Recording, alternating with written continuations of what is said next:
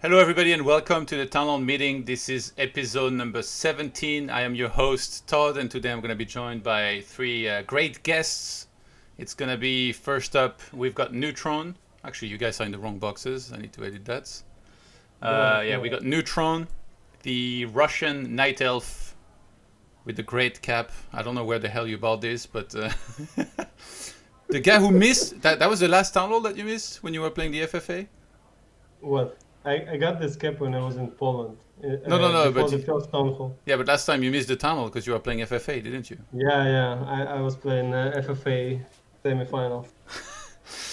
We got Wolf, very old school French player, also night elf player, who was one of the best in France and also a very good player in Europe. Went to some international tournaments. WG, I think, was the one specifically. How are you doing, Wolf? Thank you. Very good. And then we For some reason, I thought Wolf still a young guy, like 16 or something. You can't be 16 forever, can you? Well, Yeah. Because he's a bald. I wish I was. And then we got...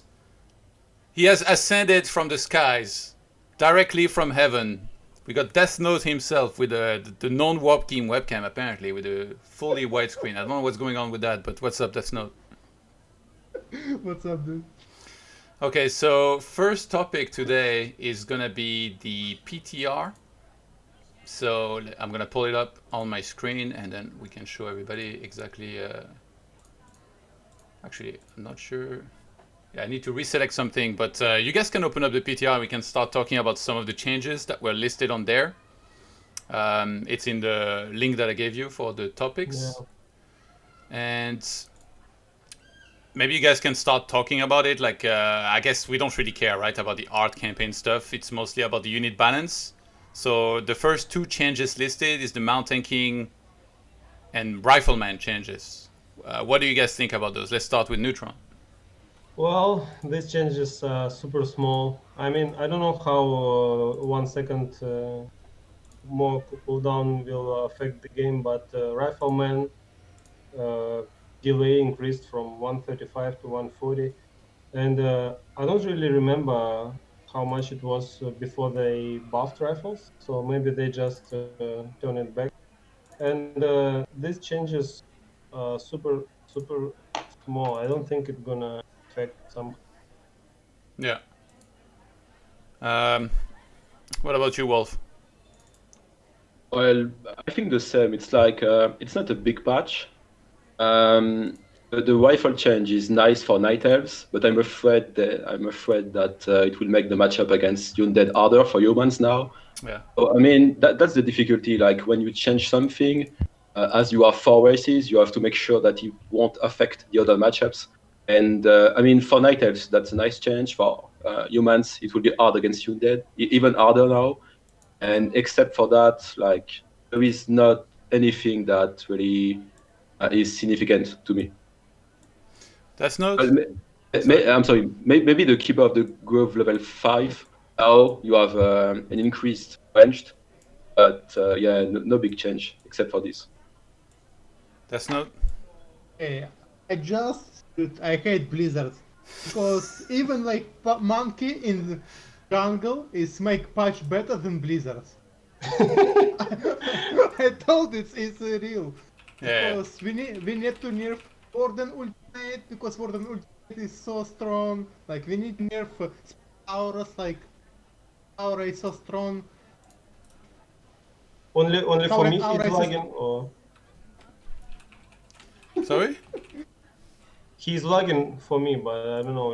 Oh yeah, It's maybe fine. a little bit, but it's okay. We can still hear him good enough, And I guess. I don't understand they just need to invite like TH, Infi and other good players to make And some kill 'em. good balance change, but because I think not bad balance change only like big mana potion or mana pendant, maybe decent. Yeah. Because other stuff it's really stupid. Or like Crypt Lord. Now Crypt Lord can attack air units. Like you play against Undead, you go to rifles, like, and he think, okay, I will make Crypt Lord. And, He can't attack air units, can he? Now No, he he can. can't. No, Now no, he no. can. I think you're wrong. Yeah, I That's think for the I think next he patch. can't. It's just the impale. But like when he impales before, when the units are in But the yeah. air, you But can't. yeah, impale. I mean impale. Ridiculous, because now impale is counter Gryphon same. Like No, they don't impale air units, do they? No. It's just That's that when not they it. impale and the units are in the air, so like the units they go up, you know, right? The units are on the ground, they go up. Now that you can use spell on them when they're in the air or like And attack them. before, if you use, for example, Panda Breath, they were not hit by it, but now they will. Yeah.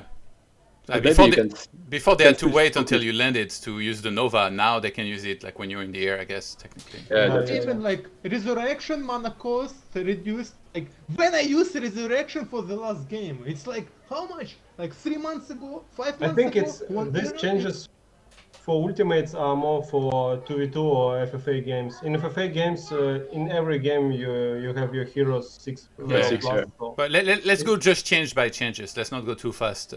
yeah. So I think like Okay. the two biggest things that everybody was looking forward to was the clap and stomp. So right now we can start with clap. Like when you guys saw that the cooldown is reduced from 6 to 7 seconds or increased rather, did you think it's a good change for clap or were you expecting something different? Do you think it's enough? Well, for me, clap was not a big problem. Not many.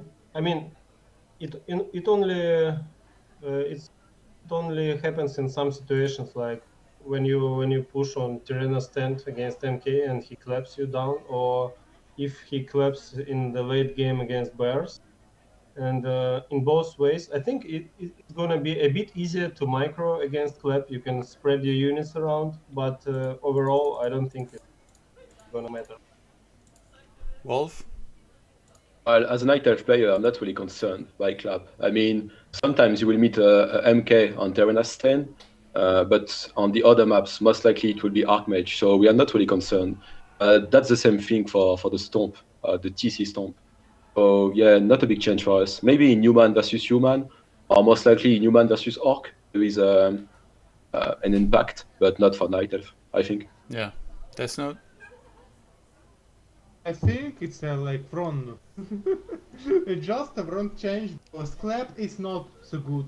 Clap good only in human mirror. On Kirina stand, like when you play Smoking King, like, you have level 3 clap, and yes, clap is unreal strong because like if your enemy have archmage, you just overclap him, his knights, his all ground like priests, mortars, and you will win. But against other race, Mountain King is not so big problem. And if we talk about Stomp, you can't you can split like army good against stop because you can counter clap. You have a healing scrolls, you have a like healing wave, plus you have speed scroll. You just can split your units. But if you mean about like stomp, you can't do nothing. Just your army is not attack. And if for clap is it's enough like nerf, but for stomp it's not. Actually, Stomp is nerfed really hard against humans and against undeads, orcs, especially against undeads. They had this moment when you need to stomp right in time to finish some hero, and now the cooldown is a bit higher, so it's gonna be a bit harder for orcs. I think. But 1 sec is not enough, though. I mean, if you are going to change something, maybe do it a little more. Just 1 sec is nothing. No, I think it's I enough. I think. mean, if you change like for 3 seconds, it's gonna be completely trash, and Yeah. they need to change it back. And if you change by small amounts, you can change something in next patch again. But Well, do you think it's a good thing that they didn't change the damage or the radius, but instead just the cooldown or even the mana cost? They changed nothing of it, just added 1 second. So instead of being 6 seconds, it's now 7. That's Well, actually what I was thinking of. I mean, you can change the time duration, but you can change the radius. There is like a lot of things you can do with this spell, not just the cooldown.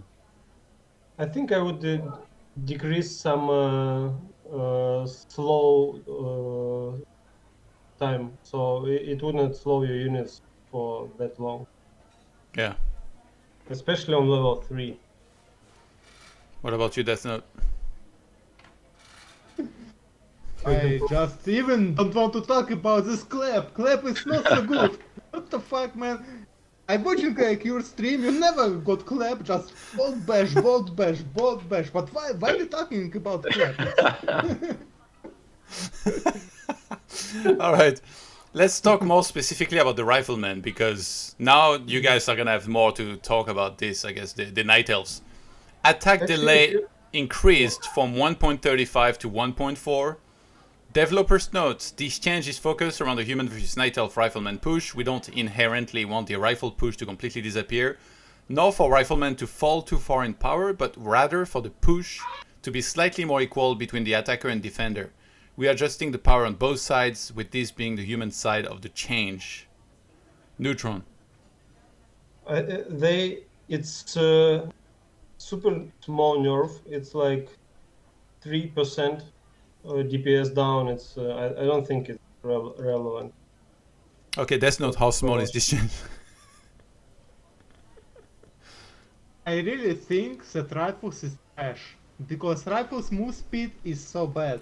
Like, even like look units, even footmen have a more like 4%.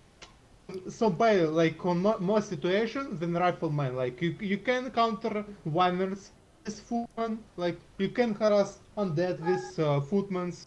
Like you can make expansion with footmans. Like you can No, play so well footmans. with footmans. It's like footmans. It's most like better units than fucking rifles. Rifles is just feeling your enemies. It's nothing more. They are very slow. They have a very low. Is hit this a points. whining tunnel? I was not aware. You guys should have told me. Because they have many things to say about Night Elves. Let him say what he wants to On say, then you can speak. On ToD's stream, you only can whine if you're human. So, Okay. Okay, Death Note, you were saying rifles are trash. Yes, it's a fucking garbage shit, man.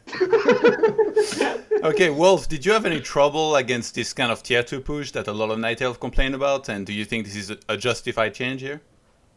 Well, I feel like anything is good to take when you play Night Elf. I mean, even if this is a slight change, it's always good to take. I'm not really comfortable to talk about this because I think human is my worst matchup now, but I'm having troubles like evaluating if it's me or the matchup that's not really balanced. I mean, maybe that's just me because my matchup against human is not good. But I feel like that's what I feel. This push was a little bit hard for Night Elf to push. But then again, this is a very slight change. As I said before, I'm more afraid of what it will do to human versus undead, which might be, in my opinion, the most unbalanced matchup right now, and what it would change in the matchup against Night Elf. Okay. The Paladin Resurrection mana cost reduced from 200 to 150. 200 does feel like it's a lot of mana, but then again, when you play Paladin, a lot of the time you have a Blood Mage, so you don't really care as much. Like, I guess I like it. You know, it makes it more accessible. Now you can actually think about using that, even though you don't get to see a Paladin level 6 very often, because you don't see a lot of Paladin first, and when they do happen, you won't always reach that level. You play some human in FFA, Neutron, right? So like, I guess you appreciate this change? well, in FFA, you take Paladin almost always as third hero. So when you got to level 6, your other heroes, like you have level 8 Archimage, level 7 MK or something like that. So mana is not a problem at that moment. And 50 mana, I mean, it's good for Pablo, of course. It's better than it if they would make 300, but doesn't change much. Yeah. What I can say, it's like for me, Human sucks, right? Keeper have like a just 100 seconds cooldown his ultimate. Just make a paladin cooldown for 100 seconds. It'll be fine. This fucking 50 mana. 6 units back in battle every 100 seconds? Yes. Shit. You're ruthless. All right. Would it be possible to give Death Note instant wins, no matter what he faces? Orc, Shadowhunter, Big Bad Voodoo Mana Cost reduced from 200 to 150. So I guess like all of the ultimates that we didn't really see and that were like hard to justify going for, as opposed to like 2 level 3 spells. Now we're seeing being a little bit reduced in mana. I guess I kind of like that, you know, like we have more chance to now seeing orcs pick that, even though it's like very situational ultimate. Yeah, especially combined to mana potion nerf, it makes sense because if you have 0 mana now and use mana potion, and you wouldn't be able to use ultimate for 200. Yeah. Farseer, Earthquake duration reduced from 25 to 20 seconds. Building damage per second increased from 50 to 60. So they're basically trying to make it even more of like a sieging thing that will happen quicker in 20 as opposed to 25 seconds, but that will still do a ton of damage. And mana cost also reduced from 150 to 125. Earthquake no longer affects friendly units / structure. I don't really like the ultimates that affect friendly structures, to be honest, whether it's like Volcano, Tornado, or like this. So I think this is good, and I like it. I don't know how much Earthquakes we're going to be seeing, but maybe sometimes. What do you guys think? From Grabby. Again, I feel like it's very rare to see Paladin, Shadowhunter, or Farseer level 6 in 1v1 games. Yeah. So it's not big change. Well, I think Maybe- if you see Farseer 6, usually there'll be Wolves 3 and then Chain Lightning 3, right? There's not much Yeah, argument for yeah. Earthquakes. Except if you play like a trade base, but that's quite rare. Yeah. Maybe it lends a little bit more to that hit and run style that we've been seeing. Yeah, maybe. Okay, so Torn Chieftain, Warstorm cooldown increase per level from 666 to 777. Remember that on level 3 it's a 5-second stun, so now instead of having 1 second to catch your breath, you're gonna have 2. Twice more time. Yeah, twice more time. What do we think about this one, Death Note? It's not enough. Yeah, tell me more. What would be It's enough? not enough. Like, we have Mountain King, and Mountain King can stun a second hero, for example. I can stun this knight for 3 seconds. Tauren can stun 3 heroes for 4 seconds. Why? A fucking, like, AoE spell with stun is stun longer than bolt. I don't understand it. Yeah. But you don't do damage. But to be honest, I agree with Death Notes regarding the fact that I mean there is a lack of logic in sometimes in what Blizzard does. Like if you take the Blue Mage Banish, can you guys explain to me why the Fan of Knives or Shadow Strikes won't hit any unit that has been banished? Like there are some things that are not logical in what Blizzard does, in my opinion. Neutron, any ideas? About logic of Blizzard or about Stomp? Anything. Okay, yeah, anything that was said recently. The Well, banish. I think if you nerf TC's War Stomp cooldown more, it will make TC more useless. I mean, this hero usually taken only because of stun, and if you make it worse and worse, people gonna stop using it. So just take match up against humans, and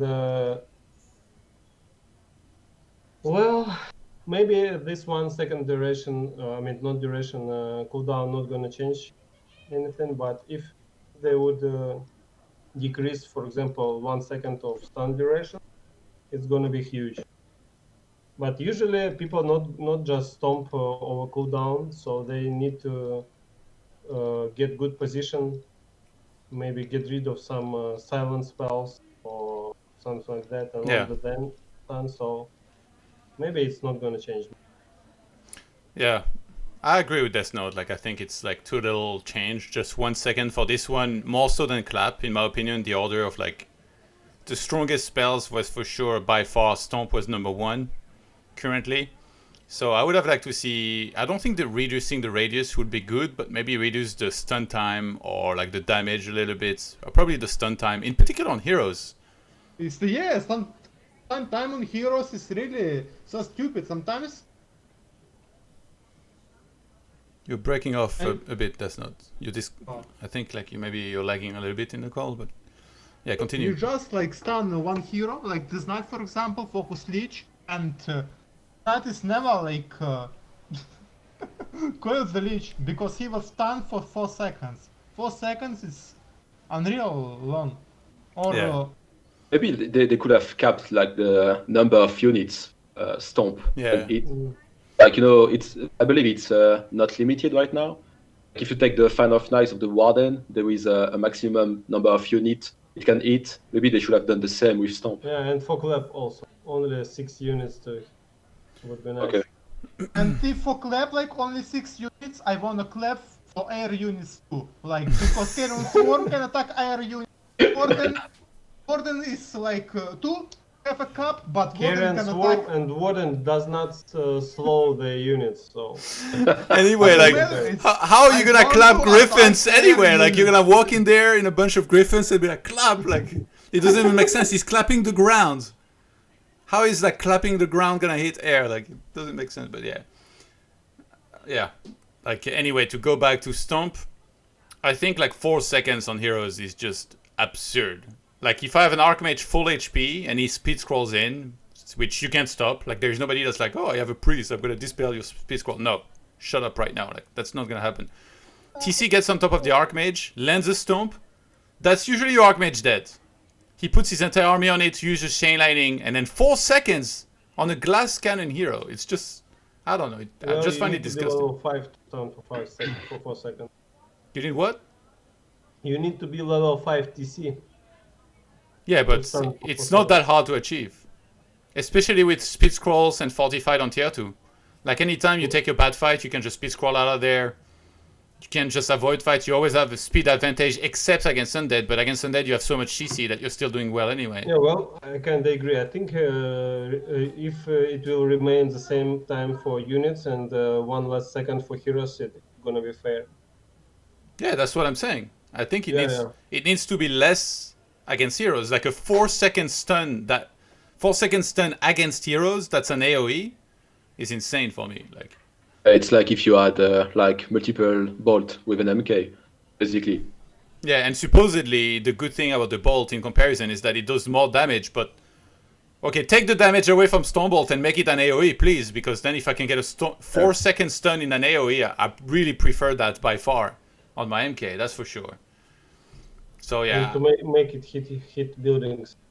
No, air. Like it was. It's gonna be like Thor, you know, like in Avengers, like he's gonna summon the thunder and everything. It's gonna be like Zeus in Dota. Anyway, You were talking about speed scrolls. I'm quite surprised that they have not touched it.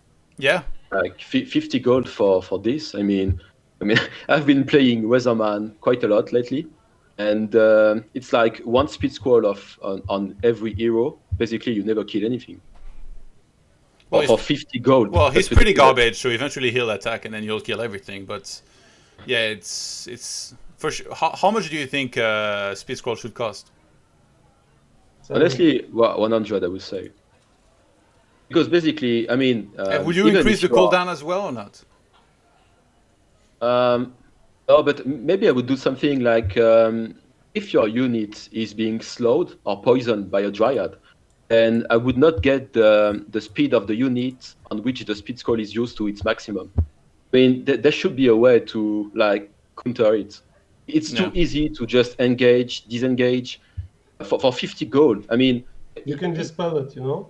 Yeah, okay, but I mean, you cannot dispel it before you have Dryads, and we both know that we do not very often play Dryads against Orc. Well, Wisps work too. Yeah, okay. Thank you for letting me know. So you're fine with Neutron? You're fine with speed scroll? Yeah, I don't care. Okay. I think if you nerf speed scroll, it's gonna be super hard to play against any race for orcs, and they are not the best race right now. So I don't know. Maybe make it slightly expensive, like for 70 instead of 50, and for example, make cooldown not for you to use cooldown and buy cooldown in the shop, and increase it a little because it has really low cooldown for buy. Yeah. Honestly, Why, like, 50 gold is not enough. Yeah. Like, if you save, say, at least one grunt, it's 4 times the cost of the speed scroll. Just one grunt. And we both know that orcs use speed scrolls all game long. So to me, that's not enough. Okay, let's talk to the man whose opinion we really want to hear. Open the link. Open the link. The like group I sent to you. Like I wanted to nerf the. To nerf what? You send the link where you creep and you lose units on creeps. Because I fucking use I use the display like 15 times and fucking priest just stay. How many times I need? When I fight against orcs, I just use disple. I use disple 15 times. I need to like micro my units. I just need to fucking. Alright, slow down. Disple. Man, just be a bit faster. Oh my god. Use disple like for 20 times because 15 times is not enough. Yeah. I love how you're shouting. You fucking idiot! Just not good enough, sorry. Dispo!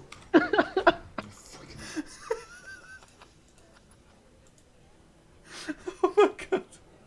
I think we lost him. Oh my god. Normal for Blizzard. I saw that Fucking live. garbage. We need to disple like Spirit Link, need to disple Entangle, like we can need to disple this scroll. It's what the fuck, human doesn't have disple. When I try to disple... Don't you think that human is better than orc right now? That's what I'm asking. What? So I wanted to have this not opinion on the orc against human. I'm not sure what he thinks yet. Well, I know his opinion. Orcs are imba. I even don't, like, I can't disple fucking lightning shield, never. Because when I started to fight this orc, I just use like disple. A single time, like, I can't micro my army because I just try to use fucking disple. Okay, so Because how would you this is change, not how would you change speed scroll then? What would you do? Even don't need to change speed scroll, okay, just give me normal dispo and because shit priority. If if priestess heal some unit and when you move your army, just priestess stay to heal. It's why. It's first. Second, like So if human had a good dispel, you don't care about the fact that speed scroll is 50 gold, you're fine with it? But how long until you have maybe. dispel? Just maybe. I need to play some games with normal dispel and we will see. Because now like priority for heal is more than for dispel. Yeah. And if you use dispel, like you sometimes heal 2-3 times and only after like What the about hex, you? I talking. When I after finish my talking, you can answer. Like when some orc try to do like hit archmage, I use him like for 10 times, and after when hex is out, just use displays. What the fuck? I don't need anymore. Just make like a priority. Priority for dispel is most for the heal, and if I use dispel, fuck off, fucking heal. Just this. What I need. It's not hard to make. Turn off Make a auto priority. healing. Like, and when I off after. Maybe For 5 groups. seconds will be enough to be serious. Don't you think? Then like need to make the dispel priest who off after heal, but it's not. Make priest same like it's. I try it, but when you have like 4 priests, you turn off after heal for 2 priests. Make priest make dispel another priest because who was closed. It's not working like same. You need a 4 group for micro and just like have 2 priests for that. But I already have 3 groups. It's what the fuck? I need to micro for 4 groups now then. You need to No micro. That's it. Honestly, I would like to see like a gold increase at least for speed scroll, like some sort of change. I think it's too. It comes back too quickly. The cooldown is too little on the shop. You can just buy them too regularly, and like they do too much. So, what did you ban blade? Oh my god. All right. Witch Doctor. I'm gonna switch this. Stasis Strap activation delay decreased from 10 to 9 seconds. Detection radius reduced from 250 to 175. Activation time reduced from 1.0 to 0.5. Are they trying to make Stasis Strap and Doctors, I guess, more used? And with this change, I mean, we don't really have an Orc player, but I guess Neutron, you play some random as well. Could you see Doctors starting to be more used because of this, or? Actually, they were pretty good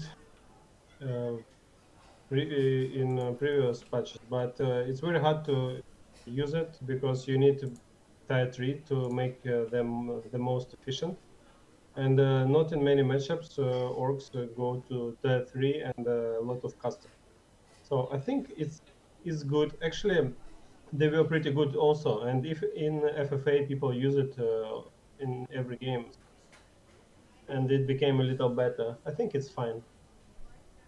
Okay. Maybe they are forcing people to use it more in solo by doing this. I don't know. Maybe. Okay, Keeper on Night Elf now. Keeper of the Grove. Entangling Roots cast range on level 3 increased from 600 to 800s.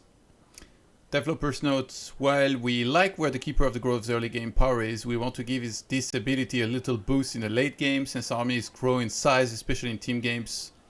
Reinstating its old range should give the Keeper a little more ease of use in late game scenarios. Tranquility and vulnerability time removed. Duration reduced from 15 to 12. Healing increased from 40 to 48. Your thoughts on this? It's pretty good changes because in late game Keeper is trash compared to Demon Hunter, especially against Undead, for example. And giving him something that makes him a bit better than is right now. This 200 range cast is pretty good to catch units or heroes in late game. It can be useful against orcs also in the late game because we usually have high level keeper at least level 5 in games against orcs often, and against undeads too. So I think it's pretty good change concerning this entangle roots. And ultimate, this removal of 1 second invulnerability is a huge change, and it's buff instead of nerf like people think, because this 1 second didn't do anything but removed your anti-magic potion. So now you can use anti-magic potion and ulti, and it will be harder to hex it or something. Yeah. This. Wolf? Also healing increased. So in almost every case you got people just break your channeling, and you won't heal it the full time. So making it a bit healing a bit more in per second, it's kind of good buff. Wolf? Well, anything is good to take. I feel like, I mean, I was not playing in the previous patch where the Keeper of the Groove was completely imbalanced. So I just got back to the game right now. And I feel like the time duration of the spell is a little bit too long, of off-roots, I mean. And the range is not enough, in my opinion. I might be mistaken, but that's the way I feel. It's like most of the time I want to cast the spell, and it takes too long for it to spell, or I'm just too far away. So I think that's a nice change. Maybe I would have just increased it as from level 1, but that might have been like too imbalanced. Have you played 130 patch when they changed? No? No, actually, that's what I was saying. I just it was 800 all the way. Then they nerfed it. Yeah, that's why I'm not sure about changing it from level 1. Anyway, it's quite common to have a keeper level 5 nowadays, so I think it's better than nothing. But then again, I mean, for all the changes I've seen when we started talking about this, I feel like Blizzard did not consult the players, because I mean, if there was something to change, I would have changed anything but what we have changed right now. So I wish Blizzard was more listening to the players. Actually, I also thought that they could add like 100 range for level 2 entangle, so it would be like 600 range, 700, and would be nice. Yeah.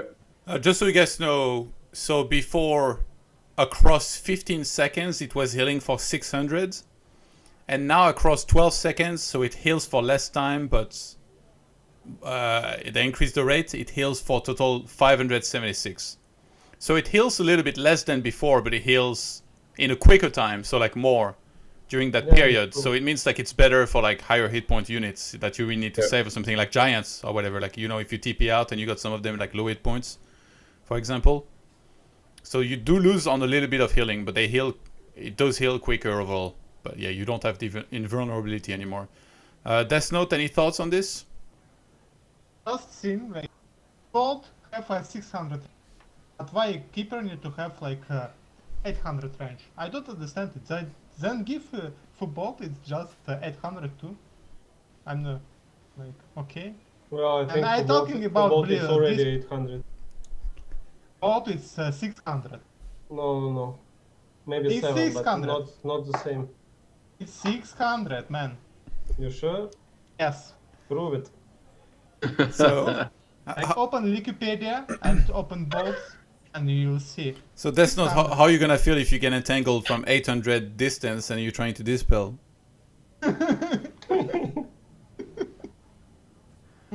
You know. Okay, let's move on to Druid of the Claw. Base damage in bear form increased from 23 to 24.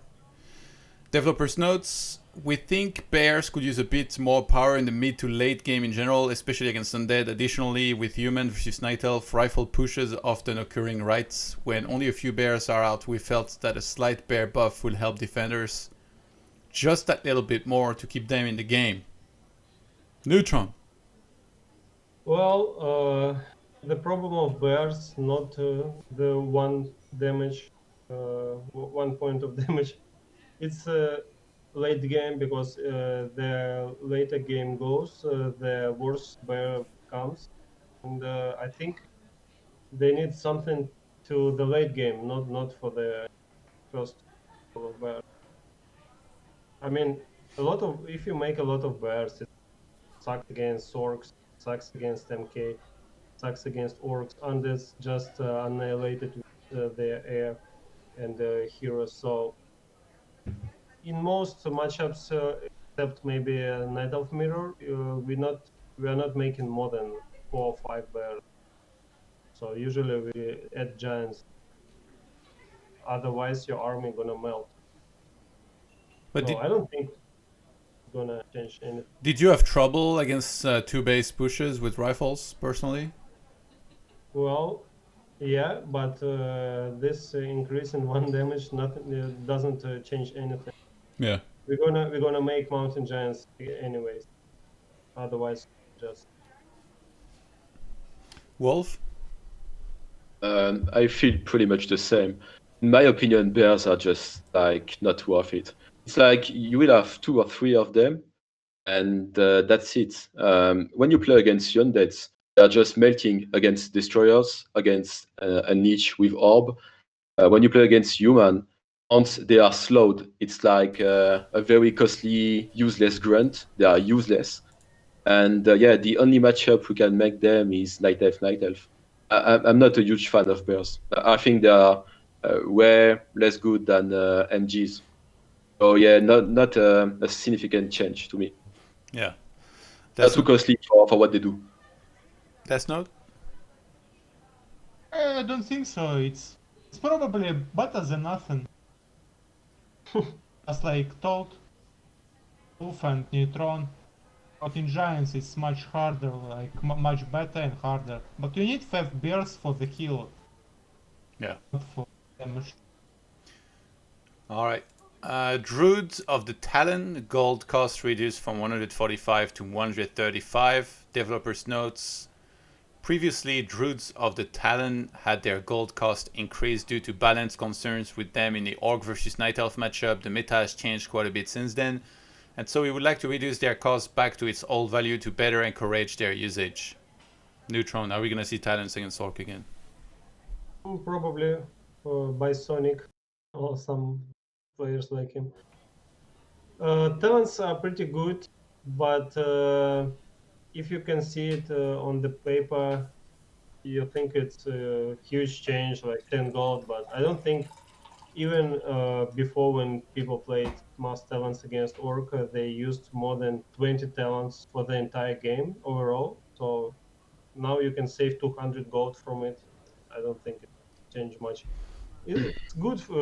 It's better than nothing, and maybe some people gonna add them to their primal main army. Yeah. Like I saw some games with mass hunt against orcs with additional like 3-4 talents for inner fire, and it worked pretty well. We'll see. Yeah, but I mean, I don't want to sound too harsh on Blizzard. I've been playing their games my whole life, but I think the developers' notes is quite. That's saying a lot about Blizzard's vision now. First, they said that because of balance problems, they have changed the cost of talents. Now, because this is not used anymore, they are getting back to the old cost. I mean, that's the issue, and I think it was the same in StarCraft 2. It was not like back in the days in first StarCraft where like they felt something was not balanced. They changed it to make the game balanced. Now it's like something is not used enough, we will change it. But that's not a good reason enough. Just look at the sentence. It's like this is not balanced, so we have changed it, and now it's not used anymore, so we get back to what it was. That's not logical to me. Anyway, like that's good. I think I can change the metagame against Orc a little bit, but as the Serpent wards have been really buffed, then talents won't be good. Now, I think. I think mass talents, on Serpent wards on just some games might see talents, but most likely it will stick to what it is now. What I think like about this, it's Blizzard just don't understand the game. As Wolf say, just okay. Humans always use Archmage, Archmage, Archmage. They need to nerf him because he is OP. Because humans is always played it. And the same with Orc, like they nerf Blade Master a little bit because Blade Master is fucking and I know Todd you agree with me as like you hate this fucking invisibility motherfucker.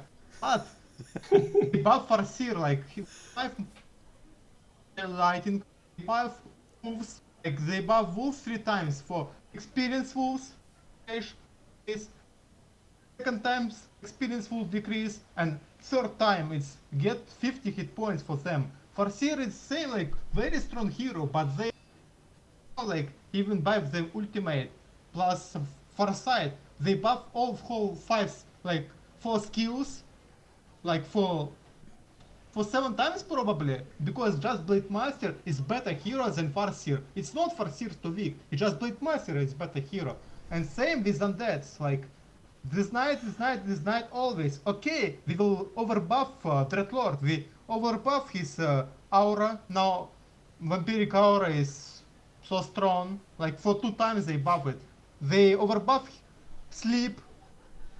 Now 50 mana, it's what the fuck, what the hell. And now like if you play against Mountain King use bolt and you can use stuff, you can escape. Against Keeper same, it's because but sleep is a single spell in the game when you not like escape. Because if you're gonna sleep you use TP or lost a hero. And it's stupid for me. The mana cost is not enough, and the fact that you have a second in which you are just invulnerable, you're just not able to cancel the spell, and the cooldown of sleep is too short, in my opinion. And vision, 1000 vision. If just a knight, if Farseer or if Dreadlord has seen a hero, he will sleep him. Or if it's day, if Footman is see Dreadlord, you slept on this. Because bolt is only 600, like even Entangle is range for sleep is so stupid. It's same as Carrion Swarm, 1000. What the fuck? What the hell? Actually, I think we can talk about changes which have not done and which should be done, like Dreadlord. And same with talents. They like nerf talents, they buff again talents, It's not they done. nerf talents, and again like I just want to say, by the way, we were talking about talents initially, and then Death Note started talking. I was like, oh, he has something to say about talents. And then he went from like Farseer to Dreadlord. I'm like, where is this going? Like, why is he talking about every hero? But Let the guy talk. I Yeah, love the passion. I love the passion, Death Note. But let's try to take it point by point here. We will do all of these changes, and then at the end we can talk about what do we think is missing. I think it's the best way to do it. Up next we have Undead Crypt Lord. Impale can no longer be interrupted. Units knocked airborne cannot take damage and be attacked. So before, if Impale was just cast and then you stunned the Crypt Lord, it would kind of cancel the rest of the Impale and then it wouldn't go off. And also units that were airborne, so when you impale some units, they go up in the air and then they go back down. When they're in the air, they couldn't be attacked. Now they can while they're up in the air, but not by spells, I think, just by actual physical attacks. And also they changed basically everything. Like Carrion Beetle mana cost increased from 30 to 45. Now spawns 2 beetle at a time, up from 1. Maximum beetles increased from 5 to 6. Yeah, and then it's just a long note about basically, I guess, wanting to make Crypt Lord more prevalent because we don't maybe see enough of him. What do you guys think about this? I guess the Night Elves are not so concerned, right? Wolf and Neutron? No, not that much, but in my opinion, like if you combine this with the rifles nerf, basically as human players now your only choice is to go tier 3. No? Like, I mean, what can you do now? If you go rifles and you face a Crypt Lord, this is even worse than before. Yeah. Well, I got a think scoop for it's you. gonna You already couldn't do shit, so it doesn't change much, to be honest. But it's even worse now. Yeah. It's gonna be like a mandatory third hero against humans. I don't understand the logic of buffing undead this much. It's not like it was the worst race right now, so why would you patch it like this? To me, it's a nonsense. They could improve Crypt Lord, but nerf Dreadlord instead. Yeah, I agree. Like if you want to make something more viable, you just not have to buff everything. Because yeah, I don't know. Actually, this opens up a question. Like in StarCraft, there was this big debate at the same time, like similarly. Do you think that nerfing things is bad, and that maybe we should just we should just buff whatever is weak, so that we can make it as strong as the stuff that is really strong, instead of nerfing stuff? Because now, if we look at what they nerfed in the Clap and Stomp, these are very, very little nerfs. And then a lot of other stuff is getting buffs. So they're kind of trying to make the units and heroes catch up with one another in terms of buffs. So what do you think about this? I think this is the worst thing to do, because basically, if you do it for everything, you will always have a player that will find a way to make it abusable, and it will just fuck up the game. I'm not convinced by this way of doing things. Well, this Crypt Lord change, just imagine you take it as first hero against human and spawn 3 rounds of beetles and send 6 beetles to human base to be annoying always. I think it's pretty. That's not... I think that brings again human undead is the imbalance matchup in the game, and every good player is know it. And they patch something, try to fix a matchup. I don't understand it. Like do something for human, maybe nerf something for undead, and we will look. But they only nerf human and buff undead. What the logic is made do? Something like buff undead in the imbalance matchup in the game. Well, Let's they see, wanna look at how your cries gonna be, how much you're gonna cry, you know. So what's the point of when you go suicide? Whoa, come on. But I Don't think say that, like please. like Undead was Undead is currently the best race, in my opinion. Maybe they're struggling against orcs, but against night elves and humans, they're just they have the upper end. So I mean, why would you buff them? It's the contrary that you should do. Yeah. So we got the Death Knights up next. Hello there. Mini Neutron. Animate Dead mana costs reduced from 175 to 125. So another ultimate that was pretty cool. To be honest, Animate Dead is like one of the worst ultimates out there, it feels like. We never see it. It's just kind of garbage. Like, you get the units back for a very short time. Yeah. It doesn't feel there's too many situations where it would be useful. It even resurrects, like, random craters and ships out on the map. What is this? Like, it's a joke of an ultimate. So we hear rather frequent feedback that his ability is one of the lower tier ones. Directly buffing it too much at this time seemed unwise. What do you mean? No, it didn't. As the Death Knight, well, to be honest, Undead is strong, but yeah. This is one of the worst spells. As the Death Knight itself is quite core to Undead's best strategies, and buffing it further will reinforce this.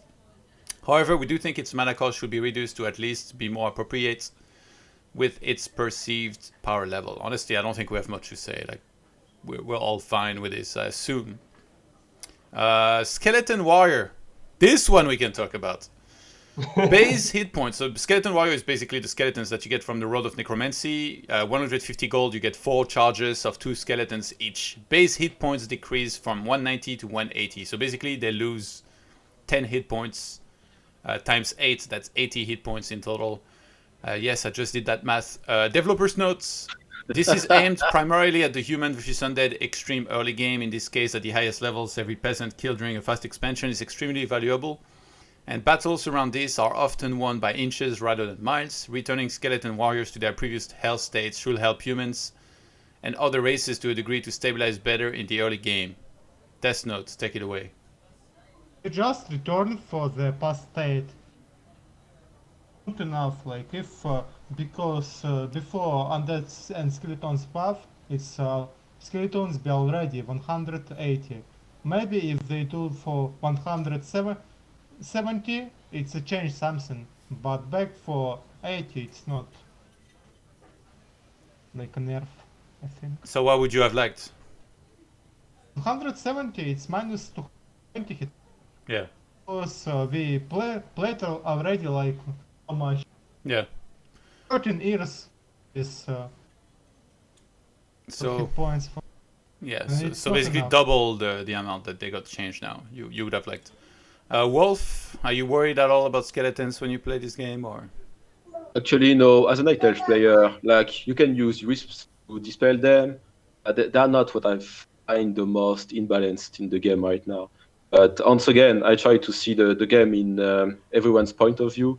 I feel like the run of Necromancy are too valuable for undeads against humans, and this is a slight change. It's better than nothing once again, but not enough in my opinion. And maybe I would have had a cooldown. Like if you have 2 heroes, you just spell your first one of Necromancy with your decay. You can switch the item to your second hero and cast it again. This is nonsense to me. And also the item reloads pretty fast in the shop. Like some players, they even get backpack and they keep buying rods because it's only 150 gold and then you get 8 skeletons in total.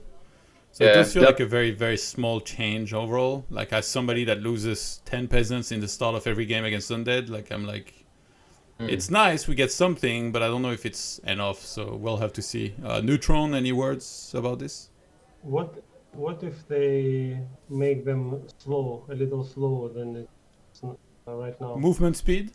Yeah. So they can't run so easily from the wisps, or when you move your workers away, they're not that fast to finish them off. That could be something, yeah. But imagine nerf damage. Yeah. Nerf damage because they have a damage more than. It's stupid. Everything is better than Footman. That's not we already settled that. But yeah, it's kind of silly that they hit harder than Footman considering their super low price. But yeah, I would have liked to see a few more changes maybe on these guys as well. Can't wait for the next patch. Yeah. Actually, well, this is the PTR. Like nothing's definitive, right? They might still change out some stuff. Okay. Yeah, so it's only like what they put on the test server. Like sometimes some of these don't even go through at all. Sometimes they'll change some of the numbers when it actually Just goes live. Imagine That's if they rare. want to do anything but improving of Crypt Lord. Oh my god, yeah. Please And no. all the rest gonna stay on PTR. Please no. Is it true that they plan to add like more ships on Terranas 10 and on other Not maps? more ships. Right now there are 0 ships on this map. Okay, so they plan to add just like to make ships on the. Okay. Yeah. Ritual Dagger. Total hit points regenerated per charge increased from 125 to 175. Developers notes the Ritual Dagger is yet to really find a place in high-level undead build orders. Increasing its health regenerated should help it better compete with items like Scroll of Regeneration, especially since at 175 hit points and 2 charges per item, it would restore 350 hit points total. From a higher level view, this change in addition to the buff to Carrion Beetles could make this item an interesting pick for Crypt Lord first players. Death Note. Are you I excited to think lose that- to Happy's Crypt Lord first?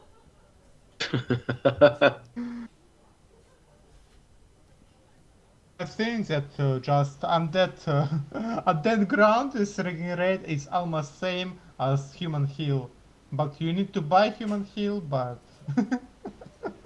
like acolyte is regenerate is more hit points than human heal. It's now. I don't think like I think the worst. Wolf, any thoughts on this? Well, I think like this is a good proof of the lack of vision Blizzard can have right now. Like, okay, you plan to do it like to buff the Crypt Lord and to make it viable. I understand, but what about the DK now? Like as a Night Elf player, I very usually focus the Death Knight in the early game.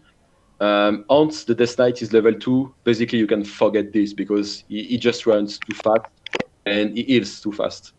If you add this item and you just buff it, then Death Knight won't be killable anymore. But I think that's too risky. And yeah, this is just not a good idea, in my opinion. Yeah. The players will find a way to make it completely abusable. Like you can just spawn one down of one of Necromancy, and then you can fully heal your DK anymore. I mean, that's a bad idea, honestly. Okay, neutral. So that's all the neutral heroes. So quite a few of them were changed actually on a few of these things.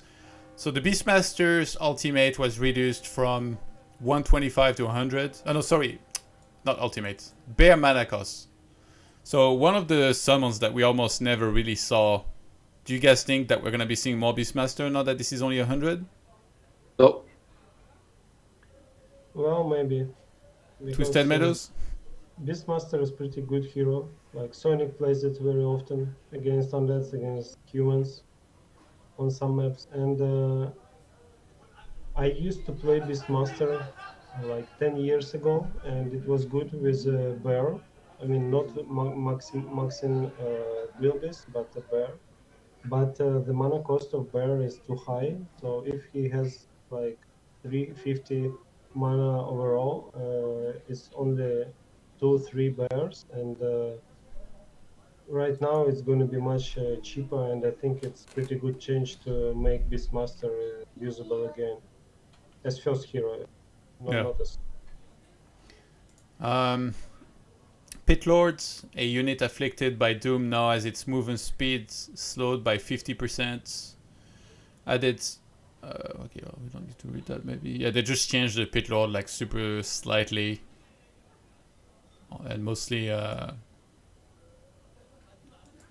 when you cast Doom, so the ultimate on something, the unit will now be slowed quite a bit by 50%, so it's like easier to catch it, finish it, and get that Doom Guard out there.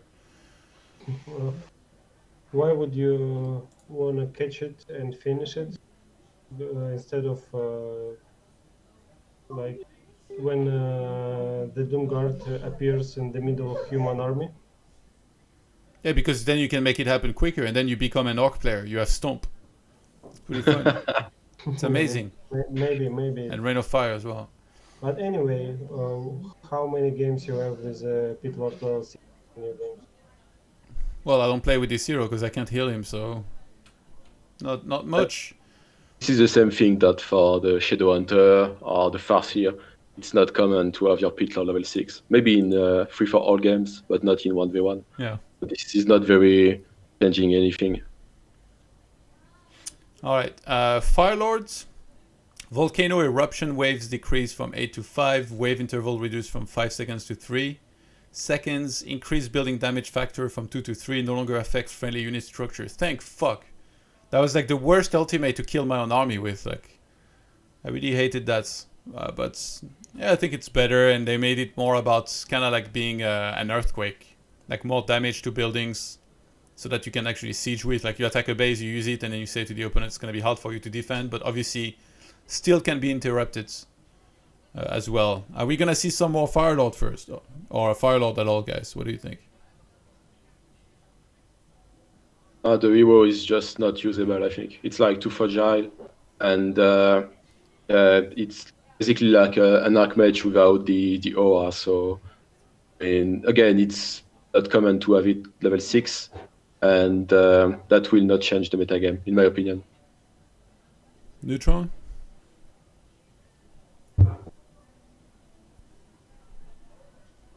I'm gonna be muted like for 1 minute. Okay. Death Notes? Are you going to use any Firelords? Yes, I used Firelords very often against orcs on previous patch, like when orc is playing Bitmaster very often. Yeah. But now it's hard. It's very hard to rush Farseer. I think it's so sometimes it's good. Some Firelord buffs. But we know that Blizzard is over buff Pit Lord. So by change for some heroes. Yeah. Naga Sea Witch. Tornado random wonder behavior removed. Mana cost reduced from 200 to 125. Duration reduced from 40 seconds to 20 seconds. Close building damage per second increased from 50 to 100. Far building damage per second increased from 7 to 14. So again, another ultimate that like becomes a little bit more about sieging and doing damage to buildings.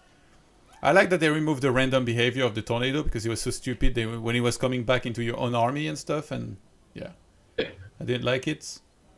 But yeah, I guess we already saw Tornado occasionally whenever Naga got level 6. It's like one of the more used heroes in certain matchup, like Human against Night Elf. When there is Demon Hunter first, usually both paths, they get a Naga second. I think these changes are more for FFA. Naga in FFA is very usable, and this tornado improvement is really huge for FFA because there are a lot of games where we get to the point of base racing, and with Naga, you always used tornado to help kill all the buildings.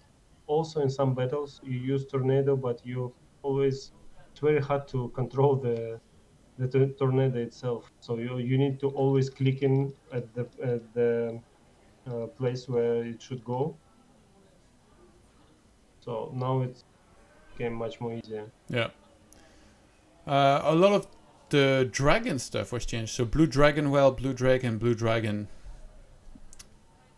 So I don't know why this is listed separately for some reason. But like basically some of them will have like a frost attack. I don't even really understand exactly. But I guess later there is more listed about this, so we'll see. But yeah, we go into items now. Potion of Greater Mana. Mana restored reduced from 300 to 250. What do you guys think about this one? Neutron. I think it's great. I mean, usually this greater mana were used by DK or TC or MK against Night Elves, and nerfing it a little helps a lot. Wolf? Well, I think the idea is just to reduce the potential luck that players can have. I think some matchups will be affected by it. Like if you take human on Terranas 10, when both players go MK, the one that finds the greater mana potion is basically winning the game. So this is a slight difference, better than nothing. I like this idea from Blizzard for once. Yeah, I personally would have liked to see 200s better, because if you find a mana steal, you can steal 50 mana and gain 50 mana, so it's like 100 twice, so that's 200 difference.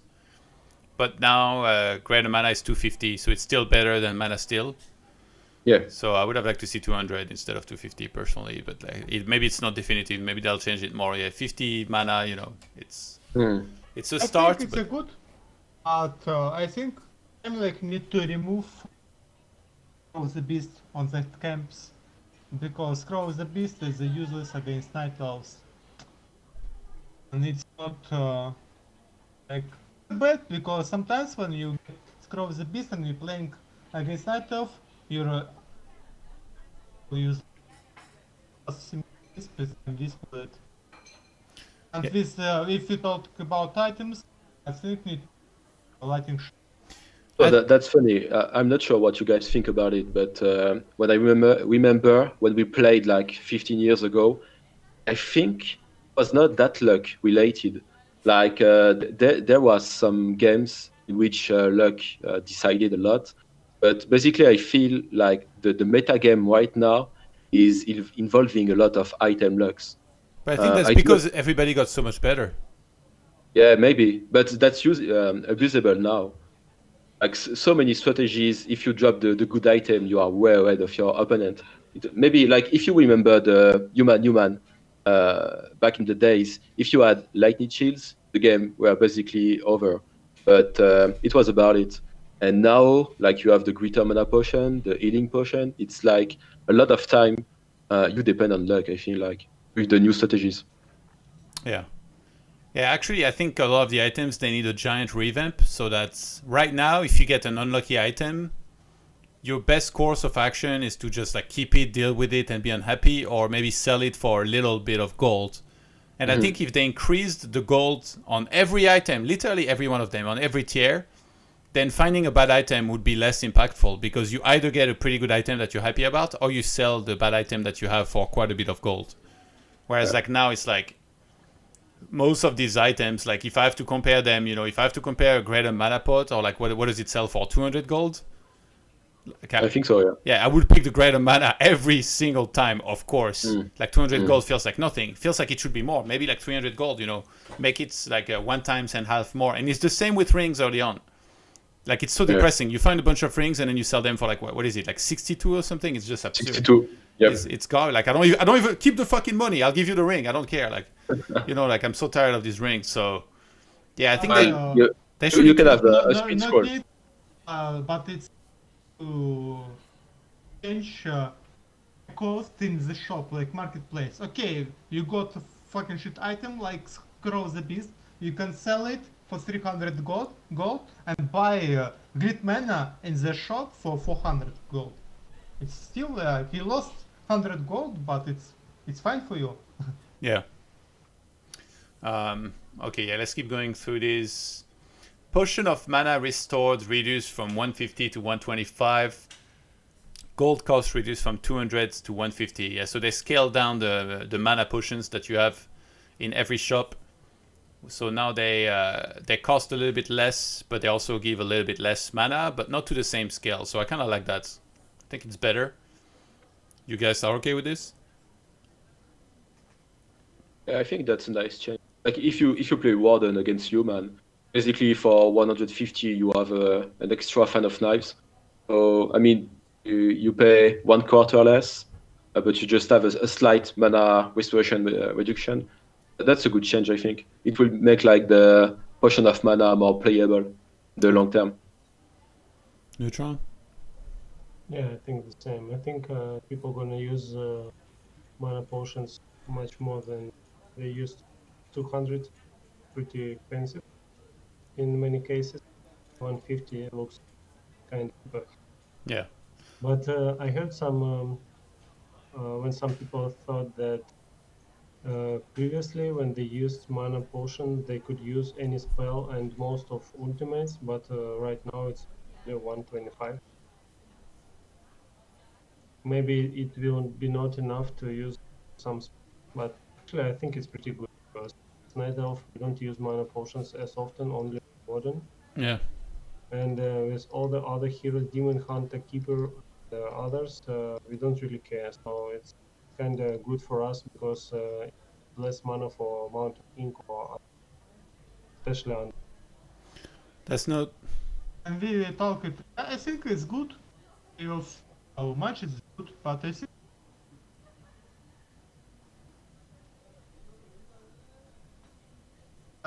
I even like think.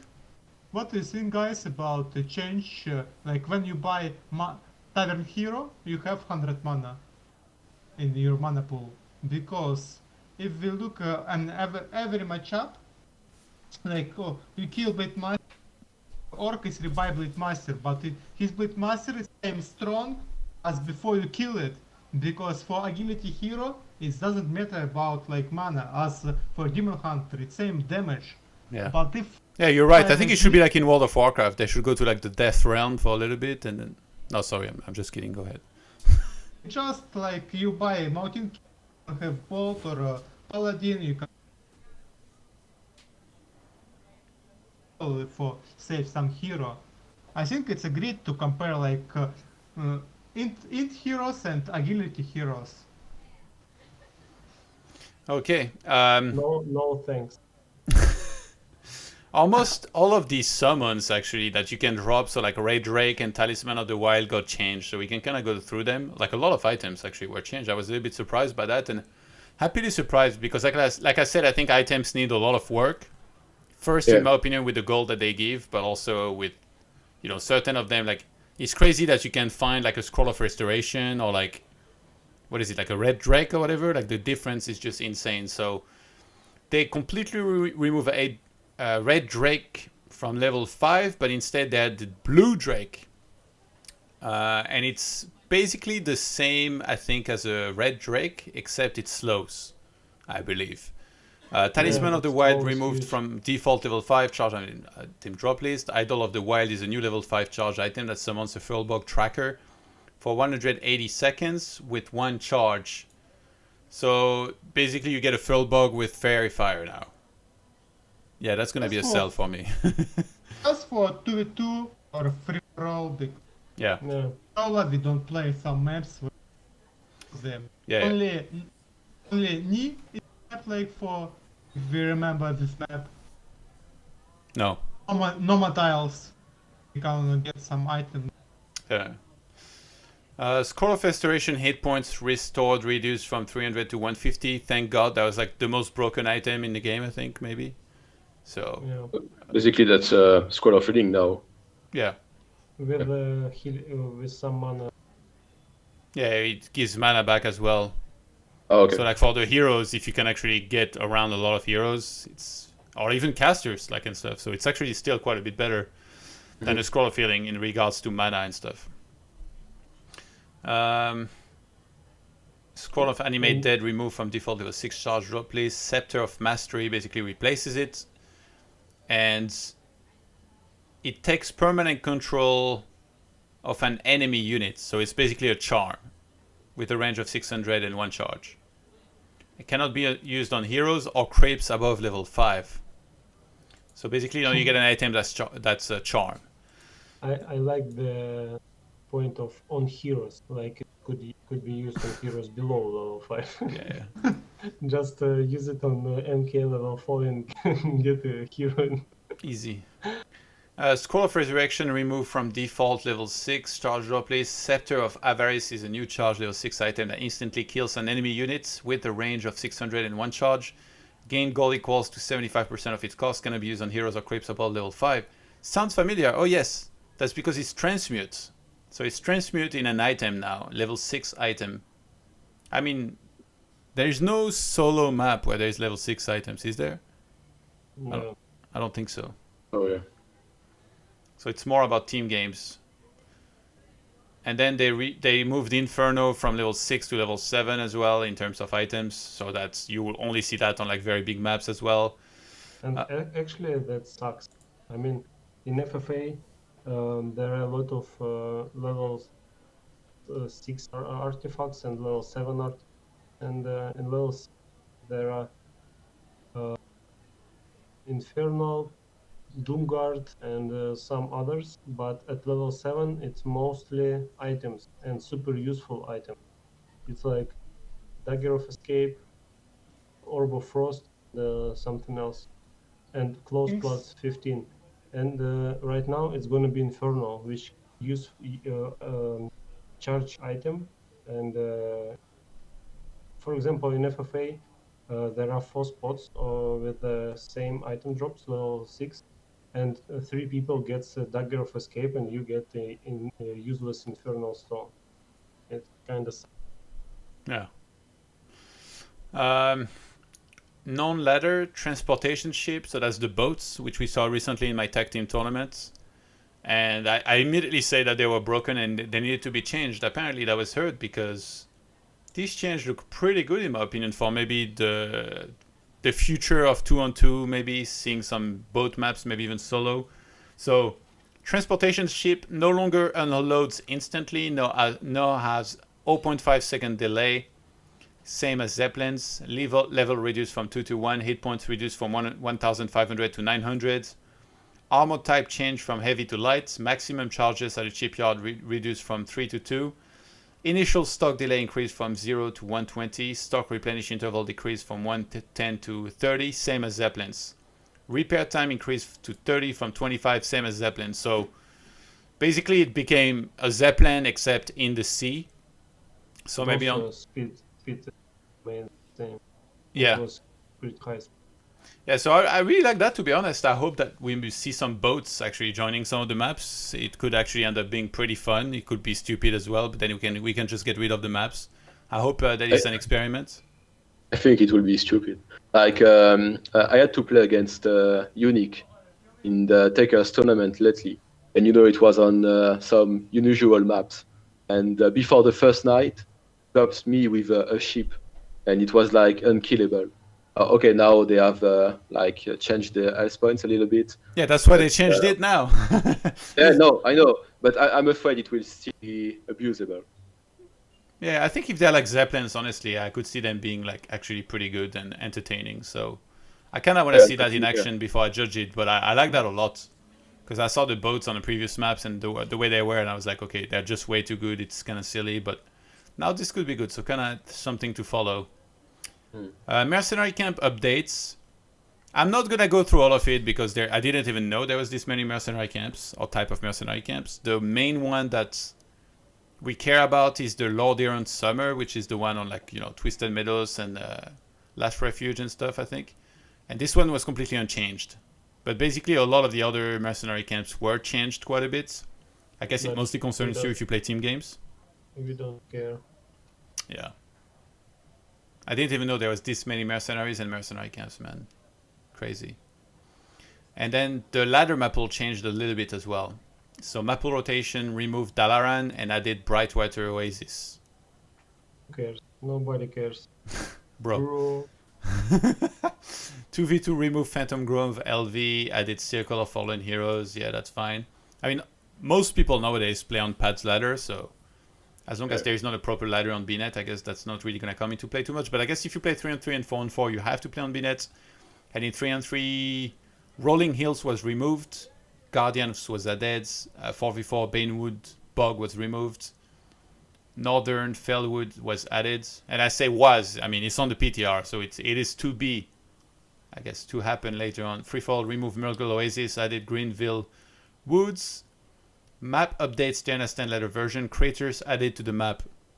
Boys, I'm not gonna lie, I didn't even know Terranastan didn't have craters, so. Yeah, I did not notice. But I guess it's okay that they added them.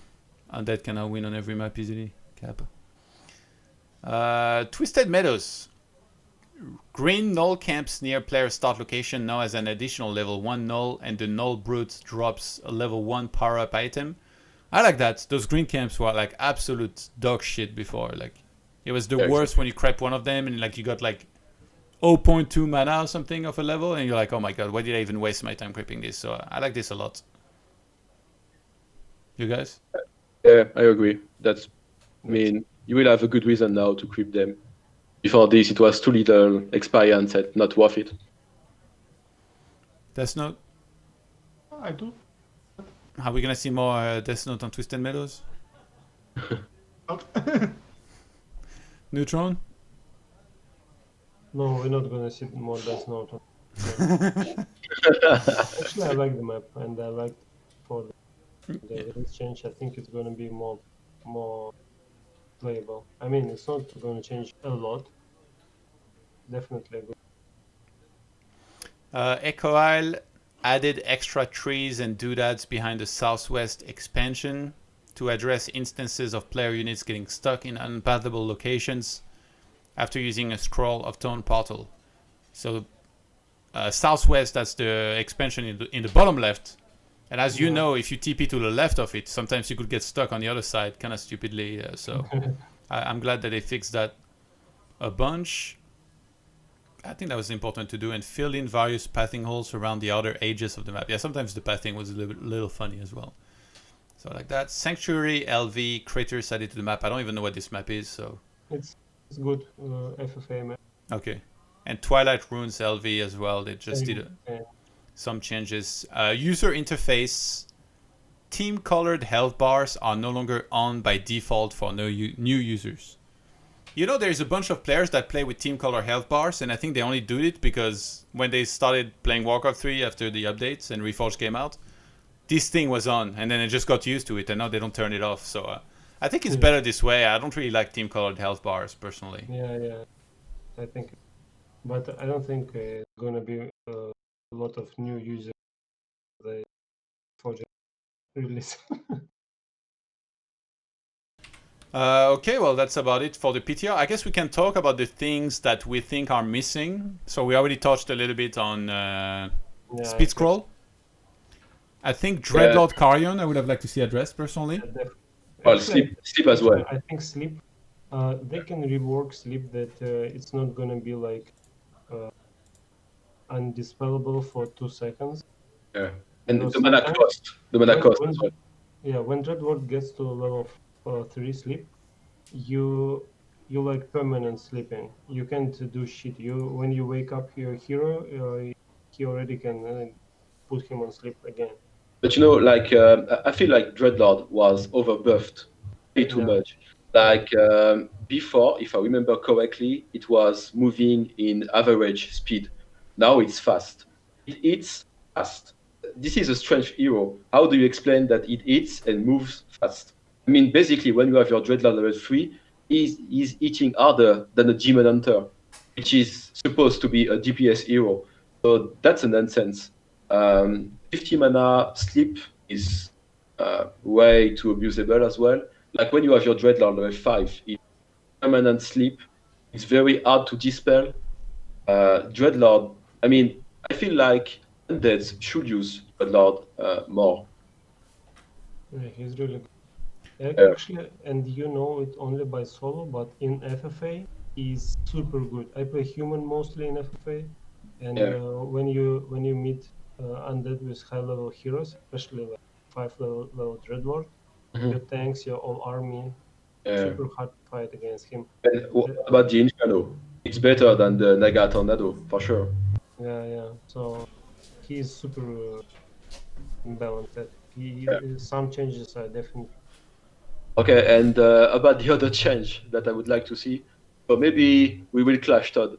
But I feel like Footman Defend is too powerful. Get the fuck out of here. Okay, what do you think? Death Note, you got this like right. you can just reduce the piercing damage way too much. I'm sending my champion in. Death Note, it's your time. Go ahead. Dude, it's like we have fucking imbalance matchup in this game. It's against undead. How you think like you? Okay, against undead. Okay, but what about night elves?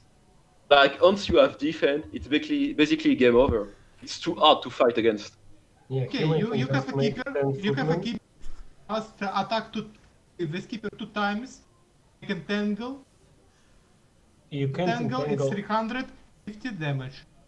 So my That's not. footman. You can easily make like 10 footmen, and what can I do with entangles? Yeah, What the fuck, you, man? Kill everything, what the fuck? just take- 3 moonbells. You can use just like take one 40 footman, entangle. you put it on Okay. every archer, you just go like, to the toilet and the game is won. No, because then you go behind your trees like an intelligent night elf instead of fighting like against footmen defend in the middle of the map for no reason. Yeah, I could do that, but still I think it's imbalanced. Yeah, it's too it. Do you remember the map? Say no good player ever. Do you remember Tranquil Pass? Like the map that you could just power creep the map with one footman defense. Yeah. I think. But you know yeah. they changed defense since then, right? Yeah, I know, but still, It it's became like. much better. Shut up. Okay, I think we can like. Actually, you know what? Let's Yeah. talk about giants, yeah? Fucking like these units that don't take any Todd, damage. Todd. Will nerf defend upgrade, but like, footman have defend upgrade instantly. Like when first footman is like old in your barrack, you have already noticing about it. You don't need to make defend because Actually, if that happened, we could actually play out the stuff then Archmage first. Because then footmen could know. take damage. Like about MGs, I do understand that from the human point of view, they are like imba. But the issue is we have nothing else to do. Like you can't play bears. So Your okay, bears are getting a damage buff. Now soon you're gonna be able to play them and mass them. 1 damage. Do you think that? Yeah, will make 1 a difference? damage times like 10 times hitting 100 times in a game. How much is that? It adds up. Oh, How that, about Sorks? it's almost 4%. oh, I feel like 4%. maybe MGs would need to be nerfed, but then we just have nothing to fight against human. Bears are just not good You enough. have a warden. You don't need anything like just warden. What the fuck? Okay, Just Rita. warden spam knife knives and. Okay, I was trying to have an objective debate here, but it's not possible. I think. Yeah, Like. when there's no disorder here, there is no objective debate. Oh my god. No, but Everybody- really, I think Carrion Swarm needs some sort of nerf. Like it hits from way too far, only cost 100 mana, and then like this fast It's- expansion. it's But not- this fast expansion from undeads on certain maps against human is like so good with Dreadlord, and like I think it's crazy. Like they've lost a few games, so some of them stopped doing it, but I still think it's like so good. If you can get the So true. expansion up after that, you're just in such a good spot. You can make a ton of units. You can just see what the opponent's doing. You can go Necromancer and Vagans, and then you have Carrion Swarm, like killing everything. Vagans killing Priest, and Priest is the only counters to this. So Carrion But you Vagan know- killing Priest, and then you just die. And It's so was good, watching- Todd. It's so was- good because one second. Because that expansion is so cheap. Because it's only 200 gold. Nothing No, but more. Carrion is good against everything. Like when Undead comes to my base and I have 2 Arcane Towers, and he's still using Carrion from like barely out of range, and he's not It's losing any 1000 mana. Yeah, it's crazy. 1000 range. Yeah, it's No, I was watching Sides streaming lately, and he faced the Muslim a lot of times. And in the first games, the Muslim was doing a fast expand, and Side was playing Dreadlord fast expands all the games. And the Muslim was always losing, basically. And Side said that the key to resolve this is basically not to expand as human player. But I feel like when you play Undead, if you're able to have your fast expand, no matter what the matchup is, Dreadlord is too imbalanced. Because you can just stay on no upkeep for way too long, and then you will have a solo Dreadlord that creeps very fast, level 5 very fast. yeah. And another thing that I don't understand is the fact that Carrion can eat tanks. Like the hero was way too overbuffed. We maybe don't know, but that expansion now is buffed and only 50 seconds. For example, human expansion is 55 seconds for 5 peasants. Like, and that expansion even faster than human with 5 seconds. But human is waste 700 gold. 700 gold and 5 million and 300 wood for his expansion. But undead's only 200 gold. And actually, without any acolyte. we should And stop faster this than discussion. It's never gonna lead to anything. Do you- That's not gonna just whine about his race and. Oh, we're this is gonna not whine this is about not about humans. Yeah, not I about it's mean, not whining. about race, it's just about undead. It's just like, I mean, I do not agree with the fact that when you have a point of view, that's not necessarily whining. As I said before, I'm able to understand that MGs might need nerf. That's okay. I mean, I do not want my ways to be imbalanced, but I do not want either to be not able to say what I think. If I feel like something is imbalanced, I should be able to say it without being seen as a whiner. You know, that's just the way I feel. I mean, Death Note and Todd, they always like try to compare their race to others and say like our mage has low HP than the other heroes, and they whine about everything. You know, every hero, every building, about everything. So about Moonwell, about Ancient of War helps creeping, about Warden, about Keeper, about Mountain Giants, about Dryads, and etc. But their units are all okay. Not fucking fair. Is What this about going the somewhere or is just a random rant? Like, What I'm talking about. Oh, but you know, as long as the debate stays objective and everyone is just honest with its race, then it's okay to say when you have something that's not good enough or way too good, in my opinion. yeah. I mean, very often I'm watching Todd streaming, and everyone is like, "Yeah, the guy is whining." Okay, but as everyone is just like allowed to say what he thinks, so you're not always like very objective. If you just want to say something about a race, that's okay. You might not. It's not because you say something is imbalanced that you are directly a whiner or you must be called a bad person or anything. I don't really agree with this point of view because otherwise it will be like Blizzard patching all the games and players won't have anything to say. It should not be seen as a bad thing. Hey, this is imbalanced to me. Yeah.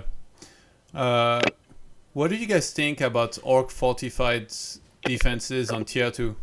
Okay, that's bullshit. Complete bullshit. For real. I think the well for Neutron everything is fine, but like I think the original idea of Blizzard was like back in the days humans were trashing orcs a lot of times, and like burrows were falling very often.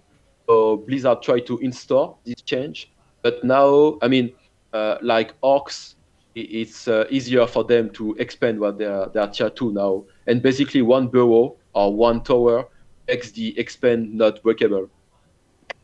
That's no. Just open the like image that I sent in Discord. No, don't start look. this.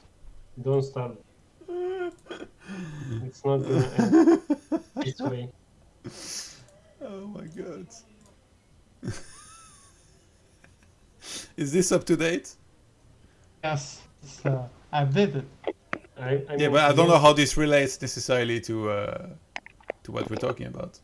Well, I'm not But sure about most this of because like Lin is a way better player than most of the players Yeah, that I are don't in think the that list. lane in every one of these series was using fortified on tier 2. In fact, I think a lot of these series happened before that. It's like if actually, I you think it's like if you Lin pick would moon play Undead, stat. he would win anyways. not lost a single match for 9 months. Yeah, He but lost like for Fly, he lost for like 1-0 for just many players like Undead, Night Elves, Orc Mirror, but not lost a single series to him 9 months. In my opinion, it's not a good idea to take like pure data like this and just not see what's behind. It's like if you took my statistics against a very average like orc player or undead player, and you just said like Night Elf was imbalanced. Like if you are the best of 20 lean against Infi or lean against TH000, maybe they would say something.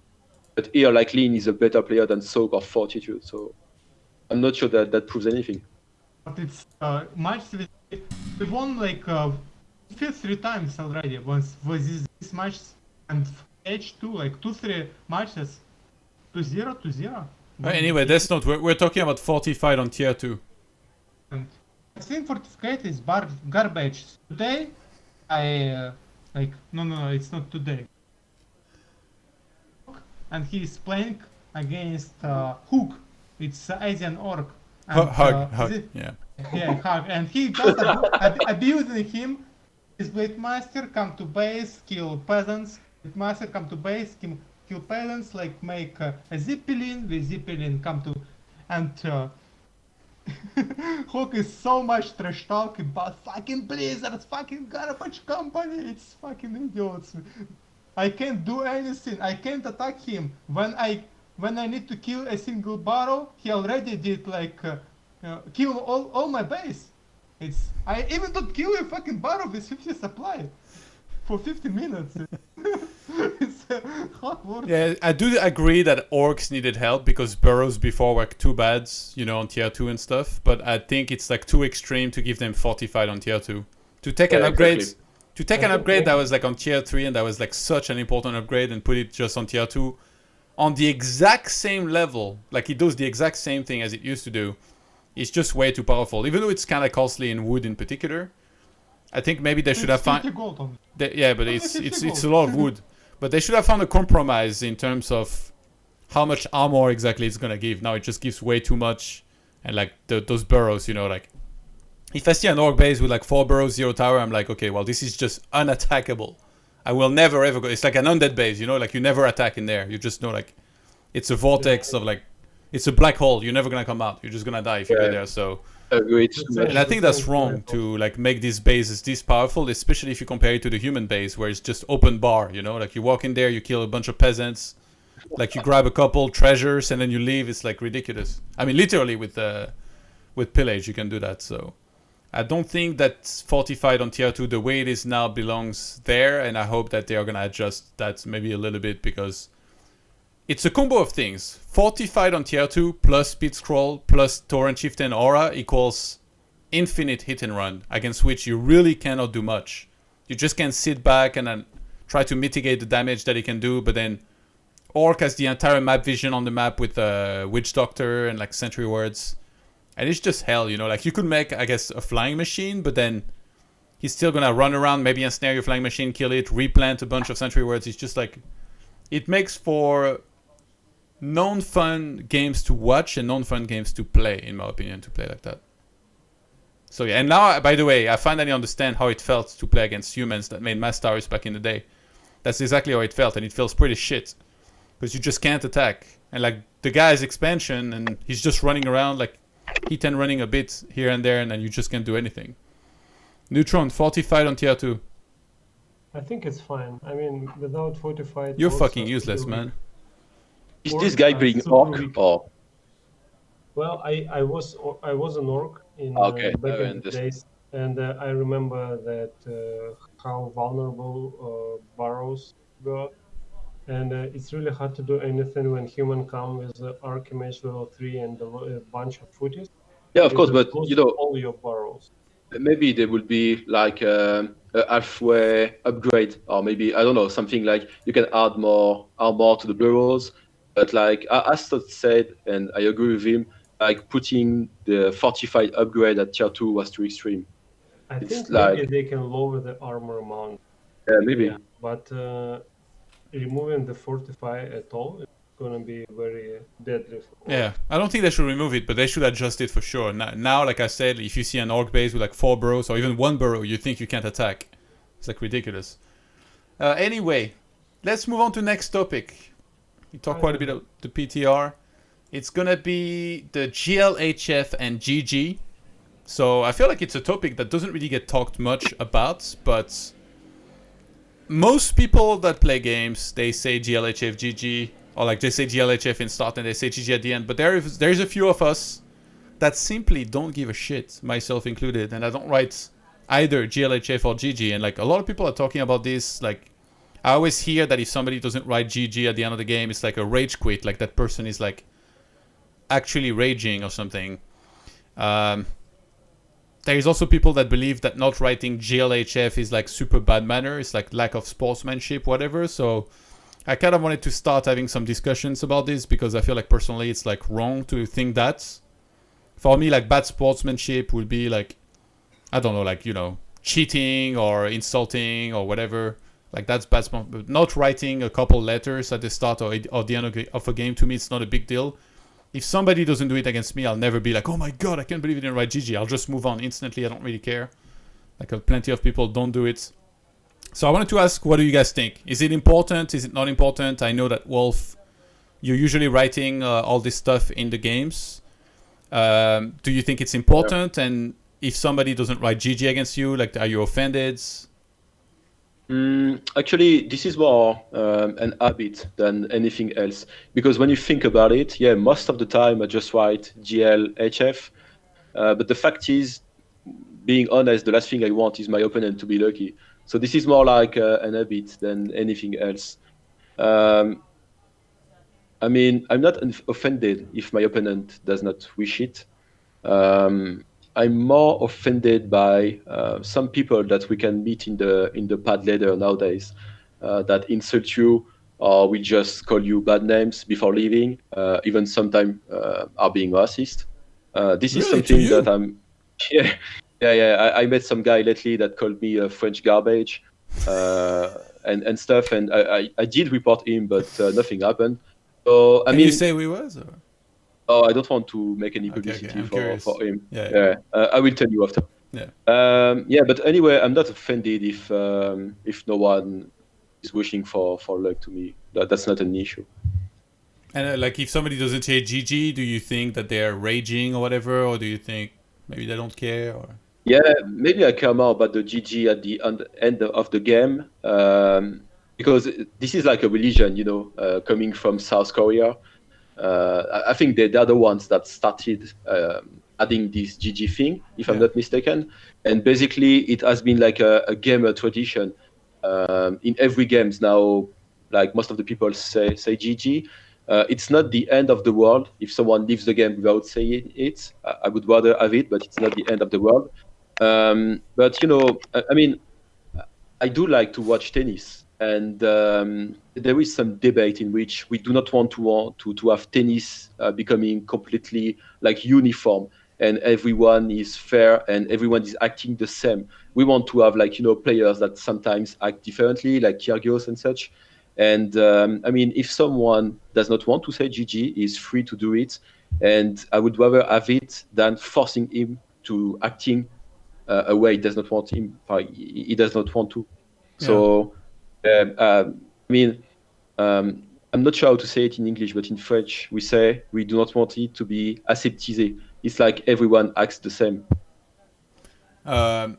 like, you know that I don't say GG at the end of a game. So if I played against you and you beat me and I didn't write GG, would you be offended? Not offended, but yeah, because you're You're a piece of trash, so we don't get offended. Because you are my friend, and like we have been playing like lands together. Yeah. I wish you were, but I mean, that's okay if you don't. I mean, as I said, it's better that you do not say GG than forcing yourself into saying it if you don't believe it. Do you guys know the story of, like, do you know Stefano? He's like a ex-Warcraft 3 player who also became like one of the best players on StarCraft 2. And he went, well played. No. Yeah, well, usually he said when played at the end of the games, but this is a different story. He went to Korea to play in a tournament. I think it might have been Pro League. And they have very specific rules in Korea on what you can and cannot say in game. If you need to pause, you'll write PPP and then you pause, but nothing else. You're not allowed to write GLHF. You can only write GG at the end of a game. And not only that, I'm pretty sure you have to write GG at the end of a game. So anyway, his game starts, and this guy doesn't give a shit about anything. So he writes GLHF. So immediately they start freaking out. And I think his opponent realized what was happening and that maybe he might get disqualified because he wrote GLHF. So his opponent, a Korean guy, like a very minor guy called Hero, he replied GLHF as well. Basically as to say, if you disqualify him, you disqualify me too.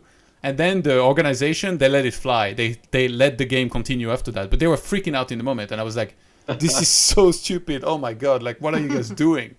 Like, the guy is just saying like GLHF. Like, it doesn't...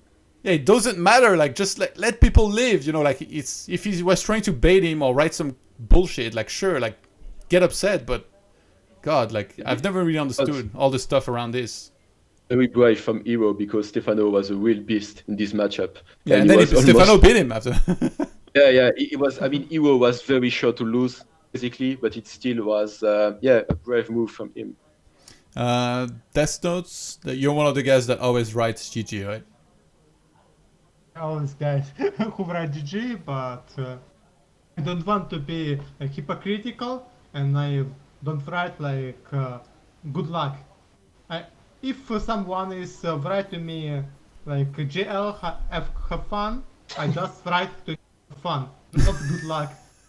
Because I don't want to say he have some luck. I want to that I have luck. But Hey, if yes, somebody because does, yeah, sorry, continue.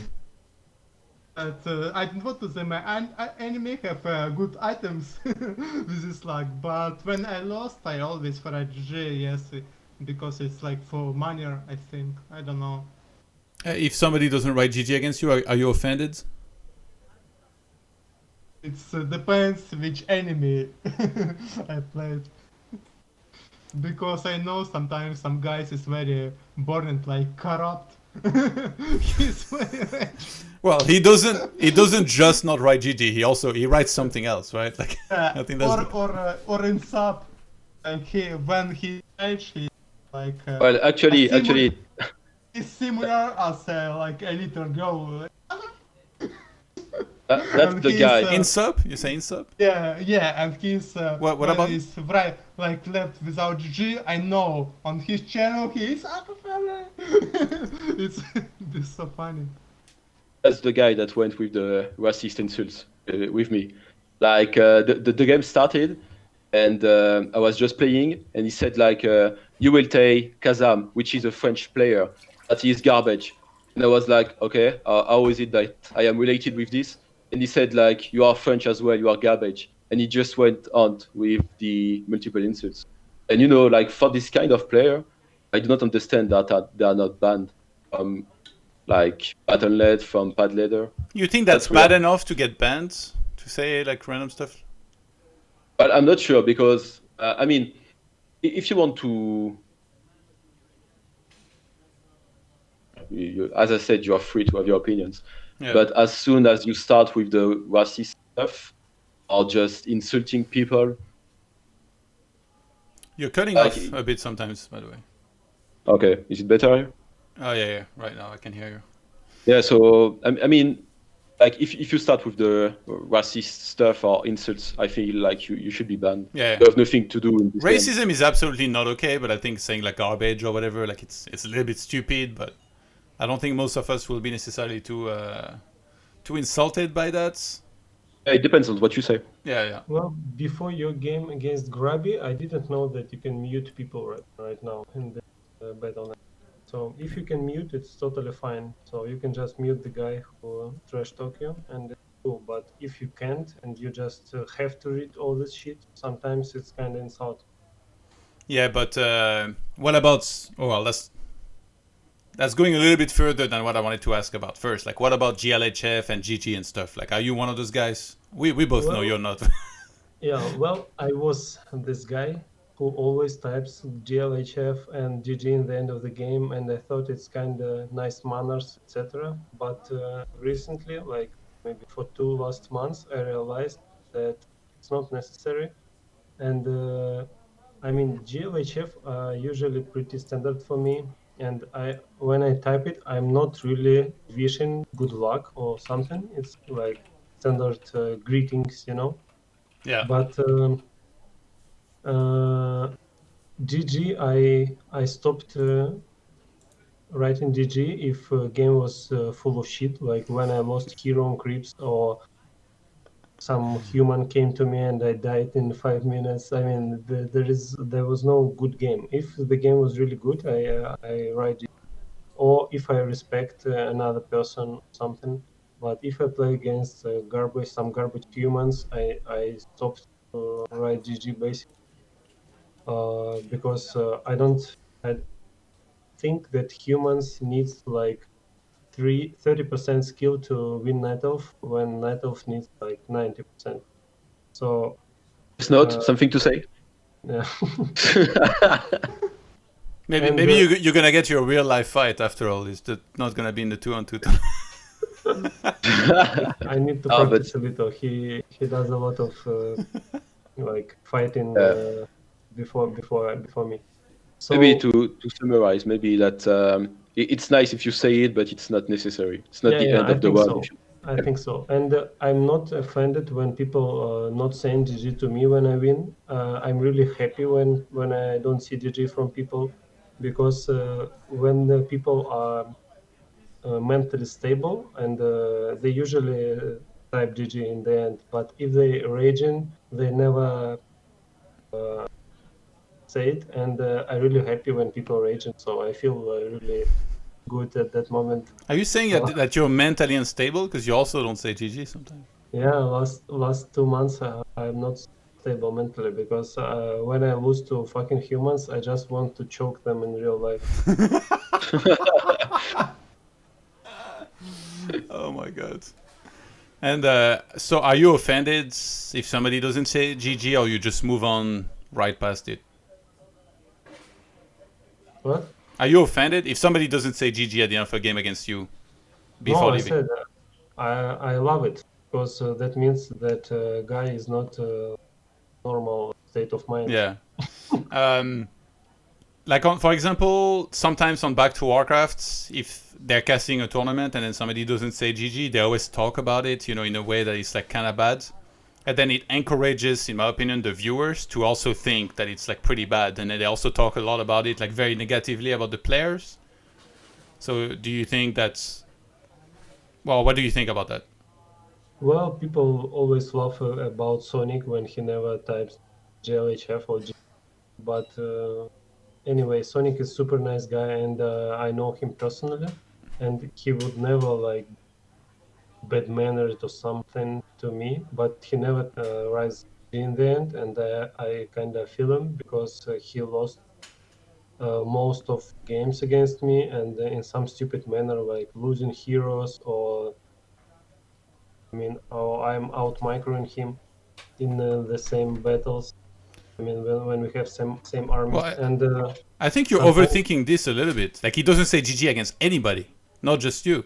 yeah, I know, but I mean, I don't. So were you care telling us this story of you out microing him or something? because Fuck. I need to say something good about myself. I think some people just don't care as much. Like Yeah, it's a habit that you either have or you don't. Like, I just don't think it's useful to type GG like anytime or something. And I don't think it's like a lack of sportsmanship either. So I just don't Oh, type but it. like- You just want to play. Yeah, exactly. And I also actually I hate writing in the start of the game more than I don't like typing at the end of the game, because I really think if I write in the start of the game, it makes me lose focus a lot more. And then every time that I did it without any exception, it's like sometimes somebody asked me something, about UFC or something, and then I write. For sure, I lost a little bit of focus. Every time I thought I was like, this was a mistake, I shouldn't write. So I try to never ever write in the start of the game or like at all in the game. So you for are example, talking. if I see good game from Death Note in the end, I'm not that happy if I see like the 3 sentences like how a piece of shit Warden is from you, Todd. So it makes me more happy when I see a lot of trash talk from you. Wait, what are you talking about? You don't get it? No. I mean, when I see GG from Death Note, I don't care when I win. But when I win you and you start trash talking for 3 sentences, how piece of shit Warden is, Yeah. I love that moment, Okay, so I'm I glad. know that, I do it just for you, to make you happy. You are talking about like the viewers' point of view, and I'm not sure that most of them are really disturbed by the fact that you don't say GG. Like I think quite a lot of viewers enjoy the drama. Like, you just have to go to Grubby's stream. One question out of 2 is about why you and Grubby are in clash, and it's like most people like the drama. So maybe Yeah, but they like the drama, but they pick one guy that they like and one guy that they dislike. Yeah. Which is kind of unfair in my opinion, because like all I do for the most part is like not write GG or whatever. Like, sure, I had some choice words recently, but that was like one specific case out of many. So But you might not want to forget that. I mean, some people just want a reason to hate someone. Yeah. And like they just enjoy hating and trash talking. So Yeah, basically, they are blaming you for not saying GG. You are another player, but basically they will say like, this guy is not matter. He doesn't say GG when he leaves, but they will just trash talk you. So basically, this is what they are blaming you for. Yeah. I see. Actually, I think people all in cybersport in every game trying to be so nice and to each other say GLHF, GGs. But look at the other sport like UFC or something like this.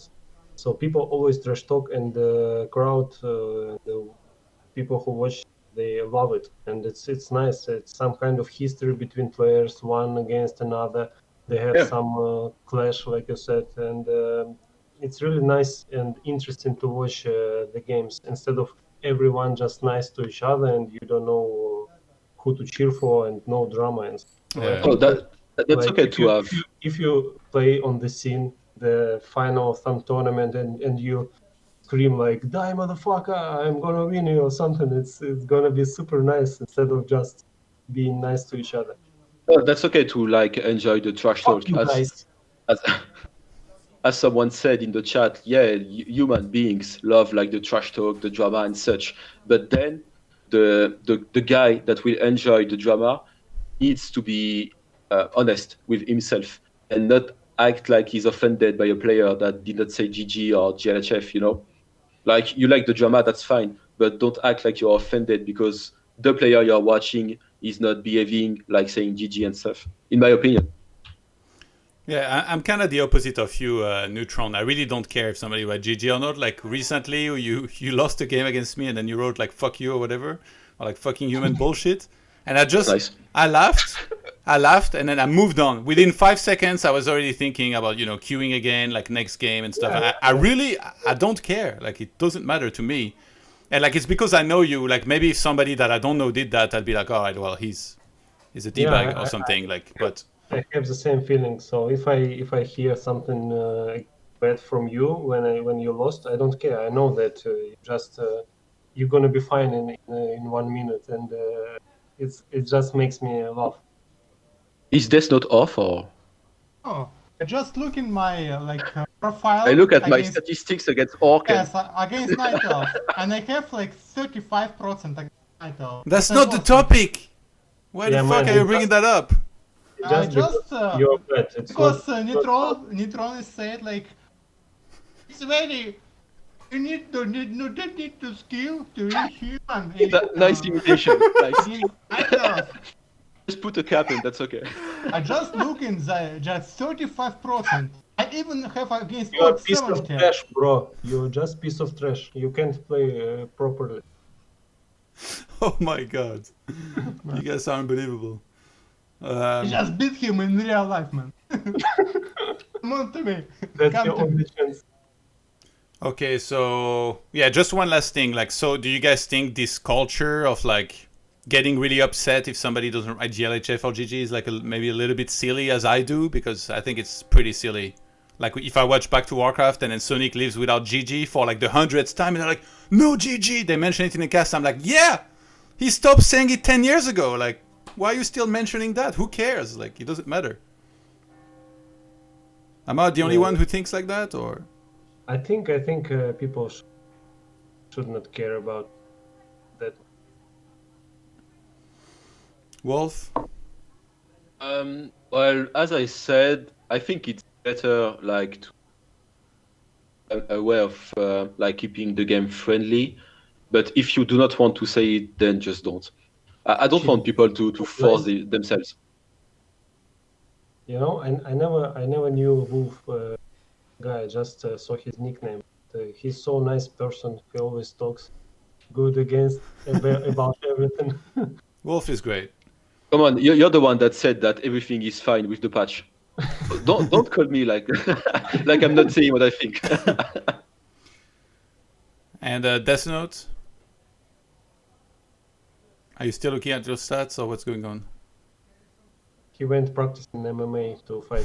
He's watching the replay. Practice MMA to fight you. Yeah, Just can beat you this one shot. Shots fired. One leg, one arm, anything like. because you're fat shit. You can and come to you roster wait. and like wait become for a video. Okay, Like, guys. I can beat you this. Please, 1%. Death Note. Death Note. 4-0. You guys live in the same Are you city. gonna Can you piss on meet? my Or... face? Okay, we're way past the GLHF and GGs. All right, let's just move on. Just to close the topic, I was thinking about one last thing. I think it's nice, like if you have, because when you leave a game without saying GG, basically you are showing an emotion. Like it can be you are angry or anything, but it's nice to have a game with players showing what they feel at least. What do you mean? But like, what if you never say GG? What does it mean when you don't say it for like the thousandth time? I do not want the game to be too formatted. Is this the correct word in English? Formatted? Probably not. Like, okay, I do not want everyone to behave and act the same. What the fuck? That's not. Nice. What have you done? And what the hell are you wearing? Like, did you just come out of the gym? Show your muscles, bro. You V-neck tank top douchebag right there. Okay, so the right word is formal. I do not want everyone to. I do not want the game to be formal. Like as I said, in tennis, Kyrgios is not acting as everyone. That's so nice for the I'm not familiar with tennis. Like, what does that mean? Like Kyrgios is a player in tennis that will show his emotions. He can be very angry. He can shout at the players in front of him, at the referees. But like, what does he say? Like, well, sometimes he calls his opponents bad words, and I do not agree with that. And he but doesn't get any penalties? Yeah, he does. But he has the money to afford that. But it's like, like for an example, if he feels like a tournament is bad or badly like organized, he will say it. And I think, okay, yeah, he will have a penalty for it, but at least he says what he thinks, and we can see someone with emotions. It's like everyone is saying the same thing. So Death Note, it took you a full hour to get. Wait, no, it's been 2 hours. Oh my god, 2 hours to get your webcam to work. Good job, man. Can we start the human debate again now that we have your webcam to see the? We can see the facial expressions now. Well, I just needed to hit a moment, to make him a bit angry. The camera started working. Okay, let's go to next topic then.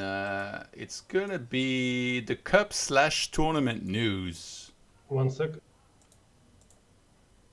So to start with, we have the French EPS, so Summer 2020 season, which is pretty. We're kind of deep into it, like 7 playdays in or so. Actually, no, wait, they already played all the playdays. Yeah, that was it. So I was not allowed to participate. Why? Because I do not live in France anymore. Oh, I live in Switzerland. And basically, they were like, you are not allowed to play. And I was like, but come on, after ToD, I'm the one that won like most of the events in France. Yeah, but achievements are irrelevant. It's just by residency. That's why I can play the one in Germany too. That's ridiculous. Because like if you take the German ESL, I think like the Austrian players are allowed to participate. Yeah. So how come we are not allowed in France to participate? Yeah, it's kind of weird. I feel like maybe Switzerland could have been included with France as well, actually. Yeah, I don't know. I don't make the rules. Like maybe just give them the feedback and next season they can. They did. Yeah. But I feel like it should be based on your nationality, not on where you live. Then if you have to travel the whole world to participate in the playoffs, then it's up to you. Yeah. But they should just leave the playoffs. Yeah, but that's because you couldn't play. Like. No, actually, I think it will be okay. It will be okay on nationality. I wouldn't mind playing in the French EPS, but we talked about it last week because Taker was saying that the one in Germany basically shouldn't have had the people that live in Germany but are not Germans, because there is like me, Toxie from France, and there is Long Walk from USA. But the thing is, we all live in Germany. We are like all integrated immigrants. So my point was that because we live here, like we have every right to play in the league if like that's what the rules are. So, yeah, I guess like both points are fine. Like, I do think that France maybe should have had Switzerland as well somewhere in there in it. But yeah, like, in my opinion, it should be based on the nationality. Like, basically, in this kind of tournaments, you are trying to elect a national champion, so it should be only on the nationality. In my opinion. Yeah, I think like by region is fine as well, because then you give a chance to more people to come and compete. Like remember when Zachard in like 2005 or something came to Germany and he played in the EPS?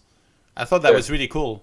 Like there was always a problem in StarCrafts where for this kind of tournaments anybody could play, and then the first phase was online. So like the Koreans would do really well online because they were playing against like tier 2, tier 3, tier 4 players. They would qualify for the offline finals, and then offline they would play with no ping. And they would come and crush everyone because they were getting the best practice over in Korea, and they were the best players as well. So that was really unfair in my opinion. But I always said, if they could live in the region that they compete in, then that would be fine, because then they're always practicing with these people as well on the ladder. They are making each other better. You're learning about their style instead of them being completely unknown and stuff. So it's different. I can understand your point, but I think doing it by regions is also fine. I think like the German EPS season is going to be super fun because we got like so many nationalities. You know, we got 2 French guys, 1 American, and then we got a lot of Germans as well in there. But anyway, in this one, we got only Frenchies, and it looks like Sides did very well in the current season, went 7-0 in the group. Sed finished second, Kraft third, Cornox fourth, so they made it to the playoffs. So it's going to be Side versus Cornox, and then Kraft versus Sed. Usually, I think Side and Krav will meet in the finals, but this Sed guy is doing really well right now. He's very high ranked on W3 Champions. He's practicing a lot, and he's getting really, really good. So it's going to be interesting. This guy, I have like 80% win rate in Mirror. Nobody cares, bro. Yeah, I know. But I mean, when I play against this Side guy, he's so annoying. I mean, it's so hard to play against him. He's really good. I maybe won like 10 out of 11 our games, but every game went to the super late game, and always he made a lot of problems to me. I wonder how he is not the top EU player yet. He has a very particular way of playing, but you can feel that he's a smart player.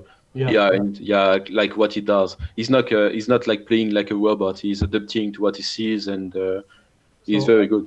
I like him as a player really much, and I hope he's gonna get to like top 10 Europe, so he invited to show. Hey, he's very crafty. He's hard to kill, that's for sure. Played quite a bit against him myself.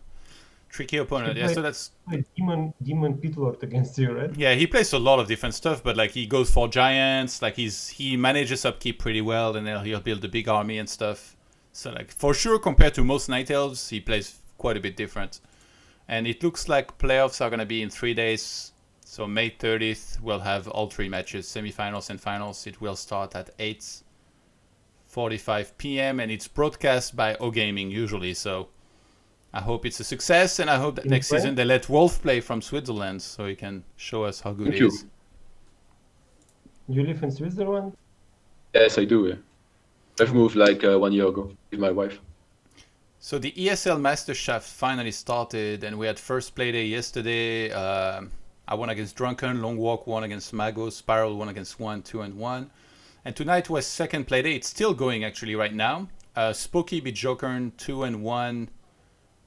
And apparently Ante against Edo is still going. I would have expected the series to be finished by now, but yeah. And then after that we'll have X-Lord versus Toxie. It's already lost to X-Lord. Oh, okay. So it's just not up to date. But yeah, this is broadcast on Back to Warcraft in German. So every Tuesday and every Wednesday, that is. Did you guys catch any of these games? Are you interested at all? I was not aware that it was being played. I watch anything on German, and they stream it in Reforged graphics, so I'm kind of lost and don't understand the shit. Oh yeah, Ante, I refreshed. I would like to watch replay. Yeah, Ante beat Edo 2-0, and then X-Lord beat Toxie 2-0 as well.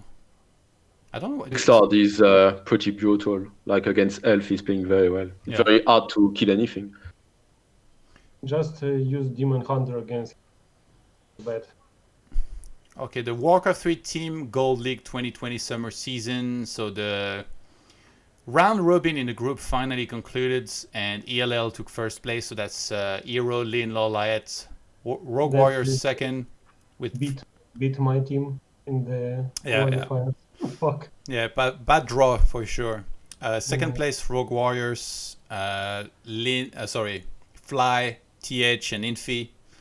Then LP Club. That's I'm gonna open it to make sure. Colorful, Focus, Fortitude, Xiao KK, and then Rise Again. They came back somehow. Only 3 players. It's Lucifer, Thunder, and Moon. They barely made it at the ends. And then Human Gaming, we got obliterated. We won our first match 3-2, then we went 0-18. So that was a rough road for us with the pretty garbage ping that we were playing on. But yeah, it's kind of sad that if we want to play with Chinese players, or like with these guys, we have to play with 200 plus MS. It's just so, unless you play every day on NetEase, you just can't get used to it, I think. Yeah, That's a lot of money for the first place, isn't it? Yeah, huge. That's nice. 42k. So Moon is here collecting, or? I don't know that his team is favorite. I think like the two teams that finished top two, they're like the two favorites to make the finals, ELL and I Rogue mean- Warriors. I mean, even UMed got 4K, so it's 1K per person. Very nice. Yeah. Such tournament. Really. So yeah, I mean, I don't know that So you guys have much to say about these. Like, it's obviously kind of sad that it's being every big tournament is being streamed in Reforged graphics, but at least we got the stream of the players that we can watch to learn stuff. At least some of them. Like I know that Infi and TH they stream, so that's all I care about. Like when they're playing, I'll always watch on their stream because at least I can understand something and maybe learn something. But yeah, pretty fun tournament so far. And the next round is June 14th. It was supposed to be offline, but I assume it's just going to be online. Yeah. The more competitions you have, the better it is, in my opinion. Yeah. The Back to Warcraft Weekly Cup number 7, sponsored by yours truly. Gave $100 to this one for the prize pool, and Sonic wins back-to-back actually.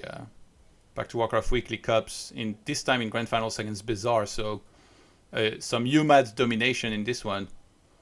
And I asked the Bizarre actually, how did my $25 feel when he got paid? And he said it felt so much better than any other money. So he was pretty happy. But yeah, nice results here from this guy's side. Makes top 4, Johnny Cage as well. Did you play this, Neutron? No, I missed. Why? I don't remember. I think I played something else, or I was doing something else. Then I was like, oh fuck, started. Death Note, what's your excuse? You're muted, man.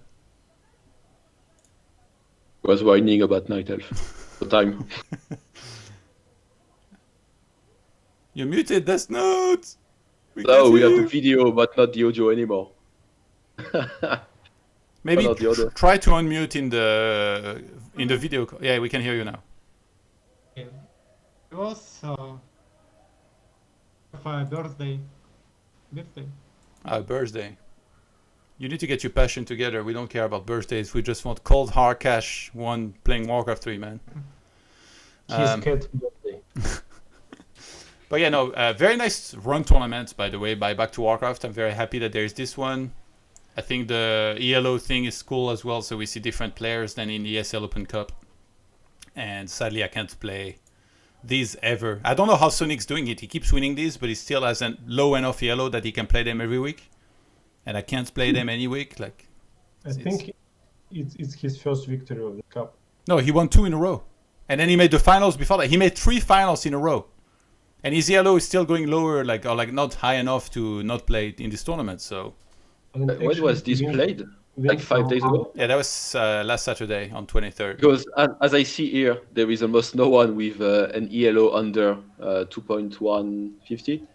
Like Sonic has more, Agent has more, Wait, Side Sonic has has more. more? No. What are you talking about? Well, Side has more. We're for talking sure. about ELO and Warcraft3.info. Okay, I thought it was the pad MMR. Sorry. No. Okay, It's okay. Warcraft3.info. It's like only tournament Okay. games are counted for that. Like ladder doesn't matter. So yeah, immediately after Saturday, what do we have? Sunday. So it's the ESL Open Cup 17 that Happy was playing as Night Elf. And he won it as Night Elf. Actually.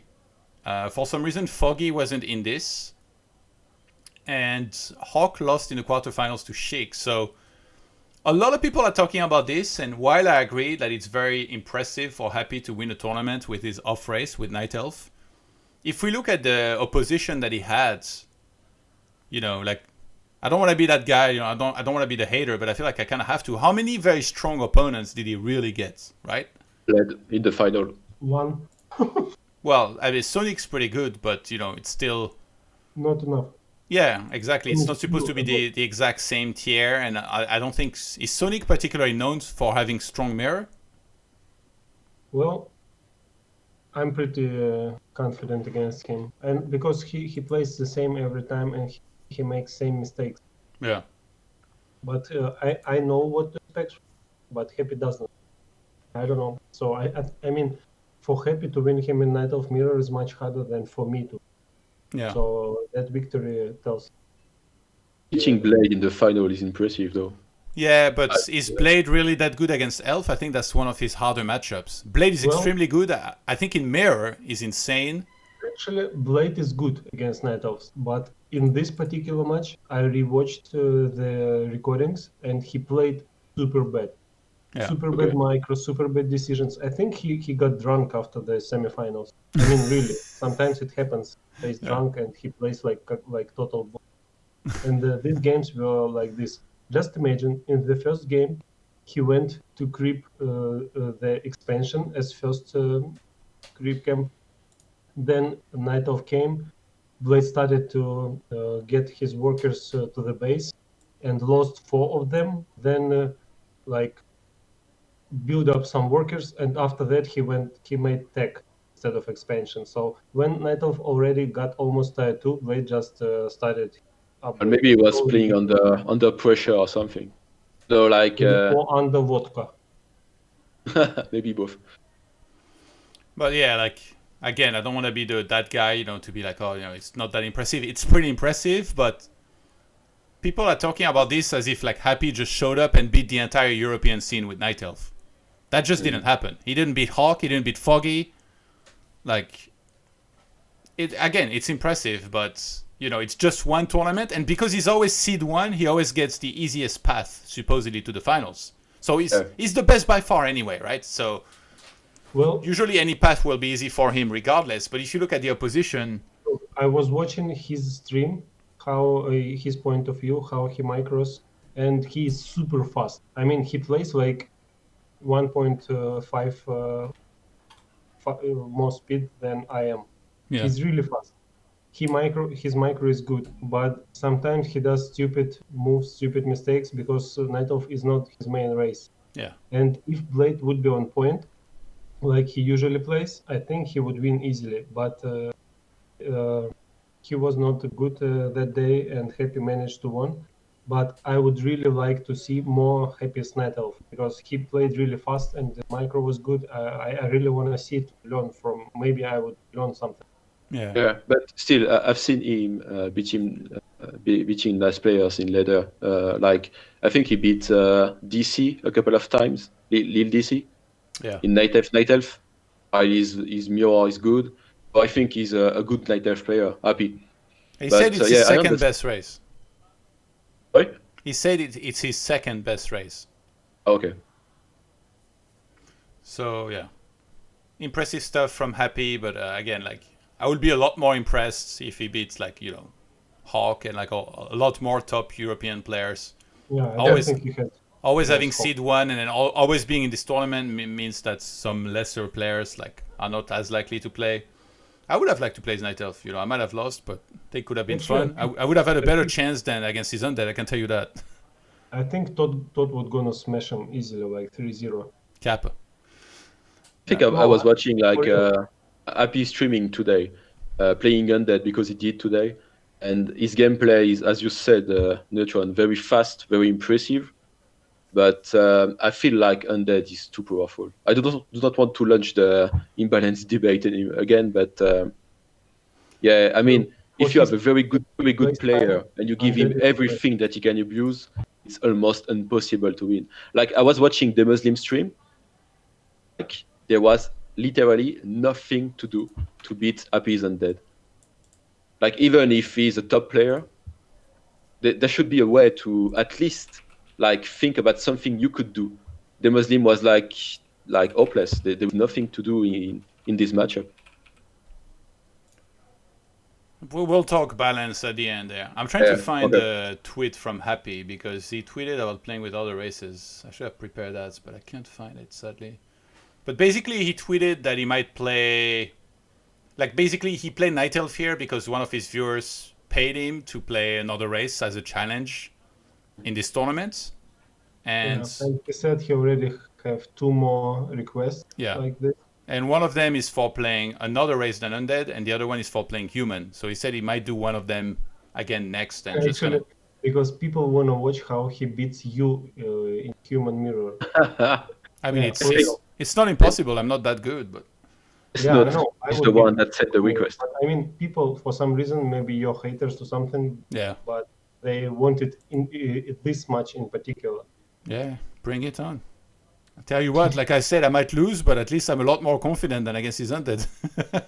That's for sure. Hey, Kid Forever, thank you for the resub, my dude. The Death Note, are you still there? I think he's doing steroids. All right, the tag team tournament number 2. We concluded the round robin in the groups a while back, and we finally started the finals. But sadly, there was a lot of ping issues. How was that experience, Neutron? Did you enjoy that? Actually, it was super tense start and a lot of trash talk.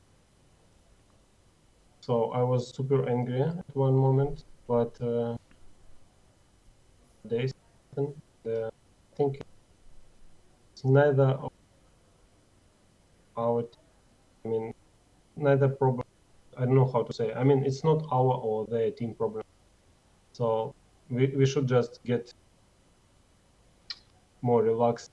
And, Yeah, there was a lot of problems with B-nets at this point for some reason. Like there was always somebody in the games that had like a very high ping, so we had to postpone the rest of the matches. So hopefully we can finally 12 regames or something. Yeah, but I mean they were quick tests. But yeah, like hopefully we can reschedule and finally play those matches. Like it's difficult, like you know, different time zones, different work schedules between everybody, and hopefully we can get this tournament finished. The third place match already happens. I have the replays actually. I might cast that this weekend. I just need to pick a time and then with the other casters see. So we'll cast that later and then we'll see how those games were. But yeah, I would love to schedule this and then get it finished as well and get people paid. You know, like there's some money on the line. So let's do that eventually. I think that's pretty much it with the tournaments. Yeah. Oh, I guess the WCR Cup. Did it really talk about? We can go over it very briefly. So WCR Cup is like a Russian tournament in which Happy is allowed to play like in the Good Game RU tournaments. So he won the first one. He won the second one. This year, I mean. He won the third one. And he won the fourth one. And then the fifth one is taking place tonight. And Happy's in the finals. So he keeps on collecting those $85. Like showing up with he's like kind of like he's a debt collector at this point, isn't he? You played some of these, Neutron, or? Yeah, I played the cup. I think I got third couple of times, and today I decided not to play in the middle of the tournament. That's very nice of you. Yeah, I mean. I got a spoiler. Happy was gonna win anyway. Yeah, I knew that. I probably could place third or something, but I decided it's not worth it because I would still playing right now, and I decided to go for a walk with my daughter. Yeah, that's good. Spend some time much better than I would just playing. What do you think about your chances against Happy when you have to play against him? Like when you go into this kind of tournament and you know that Happy is gonna be in there, like where would you rate your chances? I really like to play against him because at these games I try to do my best. I try to play super fast and do moves, and usually I play really on point against him, and games are always really close. Sometimes I can take a map, but anyway, I have not won any single match against him, best of 3. So, but it's kind of fine. I don't feel that I don't have any chances. I always see that I had a chance to win, but I made some mistakes. I definitely do better. Yeah. But he ended up winning anyways. So I think I would say that my chances to win a game okayish, but to win a series like 0. Okay. All right, let's go to next topic then. It's gonna be WT champions. I mean, not much to say, to be honest. Like we talked about all of the previous updates on the previous town hall. Like you can now see who's playing who currently, which I think is really cool. I guess we can briefly glance over the ladder. It looks like the Muslim past the 10k RP points. He's by far the most active player, 254 games. When I see that, I feel like I'm lazy. I mean, I know like I have some health conditions as well, so it's hard for me to play as much, but he plays a lot. Holy moly. And what about you, Neutron? Plus he's playing StarCraft 2. Yeah. Yeah. He's Grandmaster in StarCraft 2 as well, so that's even more impressive.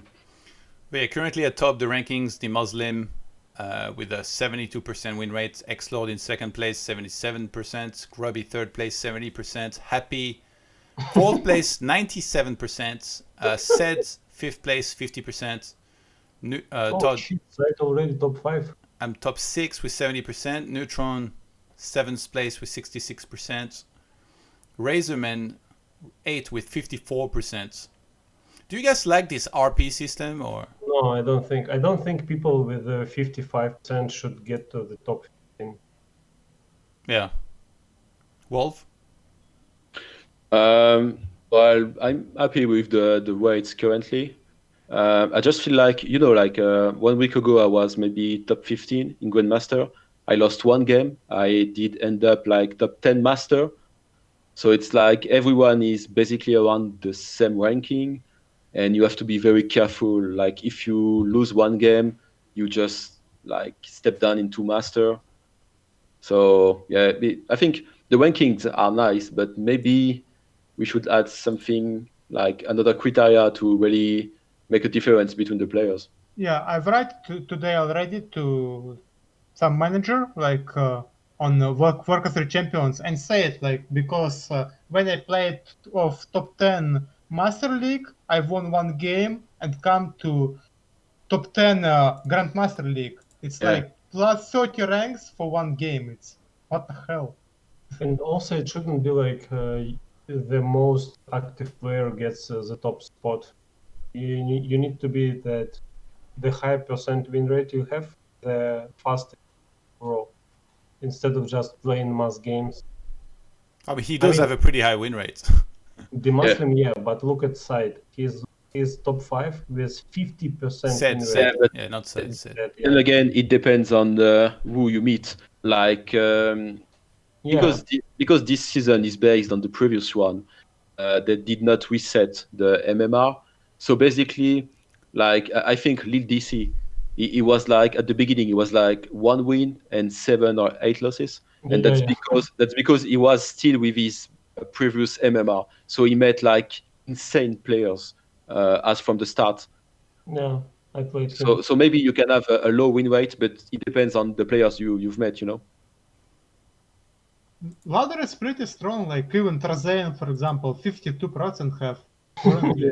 It's really good. It's really nice to play that ladder when each game you play against good opponent. So in standard Battle.net, which we have like half a year ago, we played and have 90% win rate and playing 6 games against like trash opponents who are not even top 100. And now every game against the player, it's so nice practice. Looking for a way to beat orcs. On the other hand, you can't relax in ladder, Every game you have to be really straight. That's a nice option. You are like the statistics. Do you like my win rate against Night Elf? What? Overall. Do you like my win rate against Night Elf? How is 90%. it listed?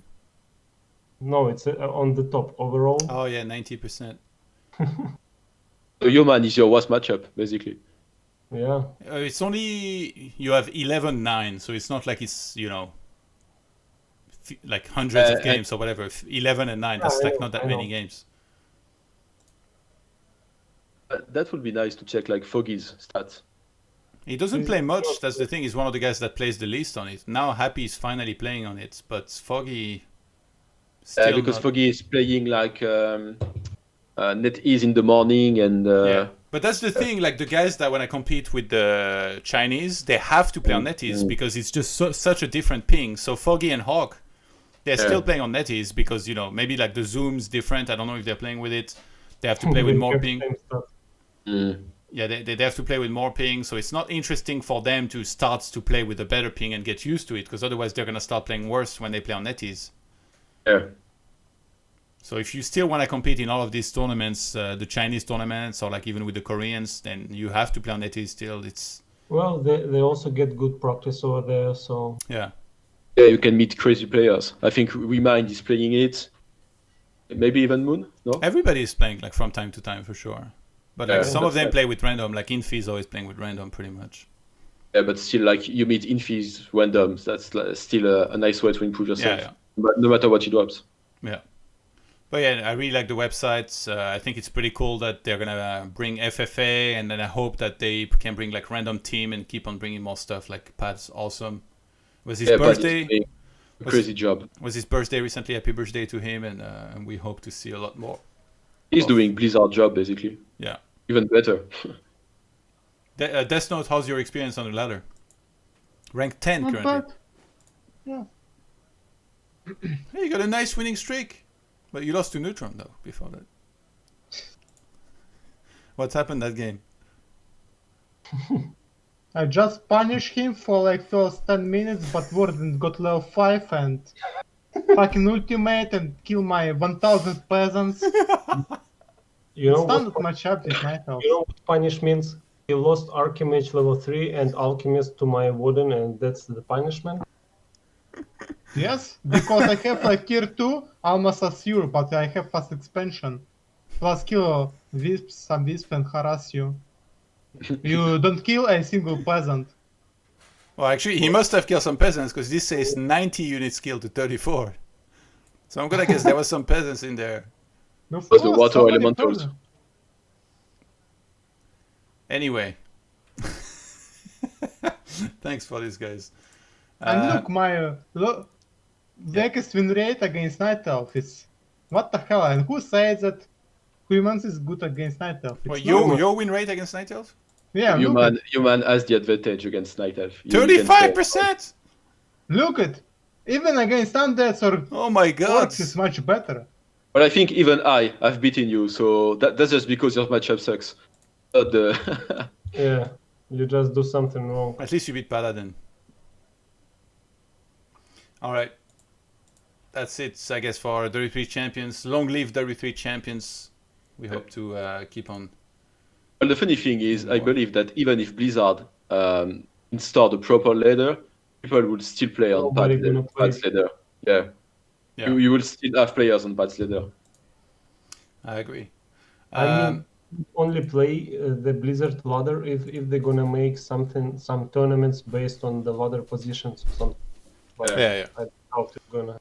I mean, they just should hire Pat. I don't care if he has to work remotely. Just work out a deal with him. Like, how could you not? It's just silly not to. Anyway, let's move on. Let's talk about balance. So the meta is shifting a little bit here and there. Maybe not necessarily a ton, but it is. Don't talk to me about the matchups that don't concern you. Like, I just want to hear, like, for example, Wolf, talk to me about Night Elf versus Undead, Orc, and then Human. All of them. And then tell me what's your ranking of races from best to worst. Actually, this is a tough question because I believe like You're cutting off for some reason. Like, okay, is it better? Yeah, make sure you speak close enough. Yeah. Yeah. Okay, I will. Like, yeah, it's hard to have an objective point of view and like being like really honest with yourself. I feel like Human is very hard to play against because, in my opinion, it's like Human can on most maps fast expand, have a better hero experience, and then harass you and prevent you from expanding. So, to be honest, this matchup is driving me crazy right now. I think I can improve it, but yeah, I think this is the worst race to play against for Night Elves. Undeads are quite okay for me because the metagame is more based on the micro gestion. Like you play your demon against fiends, so if you micro well, you can do well. And maybe Night Elf against Orc is like Night Elf favored, but it's not that obvious, you know. Like even if you take the statistics on the Pat's ladder, Night Elf must be around like 52%, not more.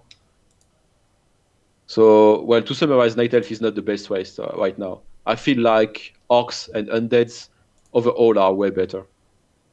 You think orcs are higher than human in rank? I feel like, I mean, as a Night Elf player, my worst matchup is human. But if you consider the four matchups for every race, I think globally Orc is doing better than human. Like if you take human, you have two matchups that are difficult, Orcs and Undeads. If you take Orcs, you have basically Night Elf that might be difficult. And if you take Undead, what hard matchup do you have? Nothing. Yeah, and that Like, is you know, definitely yeah. number one. How do you feel? I think undead is number one. I mean, for me, playing against human is a total nightmare, of course.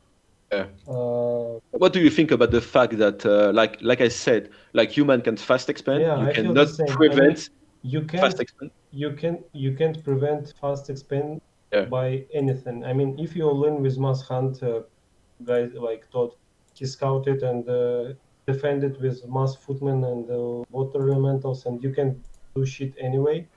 So I mean, the strategy which supposed to be the counter doesn't work, yeah, it doesn't work. And and you have the to go expand is not tech punishable, basically.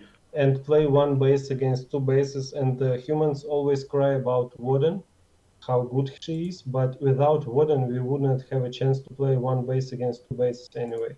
So anyway, it's kind of hard to me. I'm improving every day, and it's getting easier and easier, but I'm also on the point where this is the hardest matchup. Yeah. But anyway, I see a lot of room for improvement anyway. Uh, okay, against orcs, it was good advantage, I think. For now, I think it's 50-50 because a lot of orcs now know what to do and don't lose grants stupidly to keep it level 3 just once. And Yeah, they they they understand how make to play now. yeah they make expansion in time. So if before I could catch a lot of grants and kill like 2-3 grants in the mid game, right now it's not really happening. So the games got harder, but I tried to outsmart, out macro them, run in circles around the base, make expo, or greedily do something. So, How do and you feel about Bloodlust? Like playing against Bloodlust is a nightmare. This is unwinnable. You can just do nothing against Bloodlust. actually, I think some strategies like Kivikaki plays are super good. Yeah. Trade with the three torrents, expansion, and sometimes if you choose a bit wrong build order, you can't do shit against.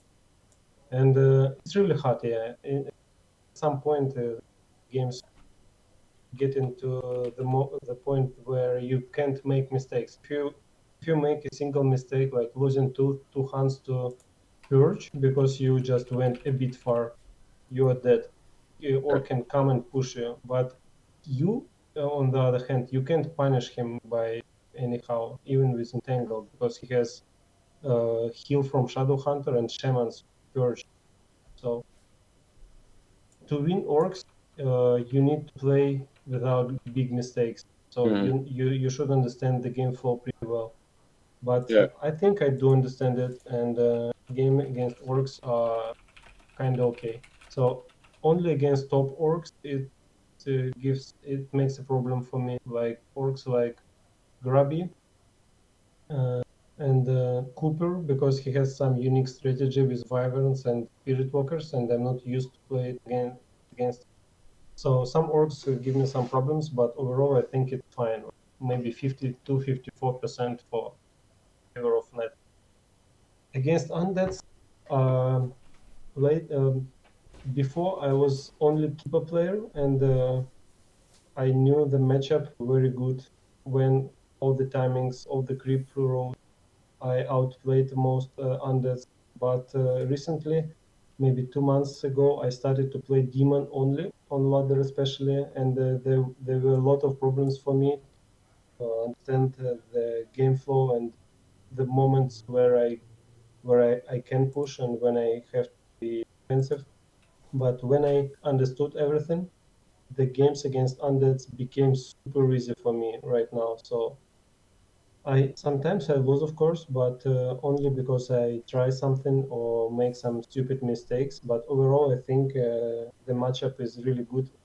Like you said, it's there are a lot of micro in the matchup, and if you can micro good, and I consider my micro is pretty good against undead, so I find it pretty easy. I think it's my favorite matchup right now. Yeah, this, So this is fine as well. But like, how are you doing against X-Lord? One. X-Lord last two games I won pretty easily. Okay, I'm waiting for the replays then. Okay, gonna send you. I mean, X-Lord is good player, but I have more problems against players like Craft side who Yeah, can make because fast it goes fast expansion. expand. Yeah, yeah. Yeah, and with Demon, I'm not really. I don't really understand right now how to counter it. But against one base play like Lord, I deal pretty. Yeah, I feel like if an undead goes on fast expand, like if you have the same number of expand than the undead, you're dead. It's like ghouls cost nothing, gargoyles cost nothing. Well, it depends. I mean, you can. Very hard to play. It's not only take an expo. You can creep all the map while because he has worse army. So you make expansion a bit later, but creep all map and end up with heroes like 4-4 or 5 against like 3-2 or something.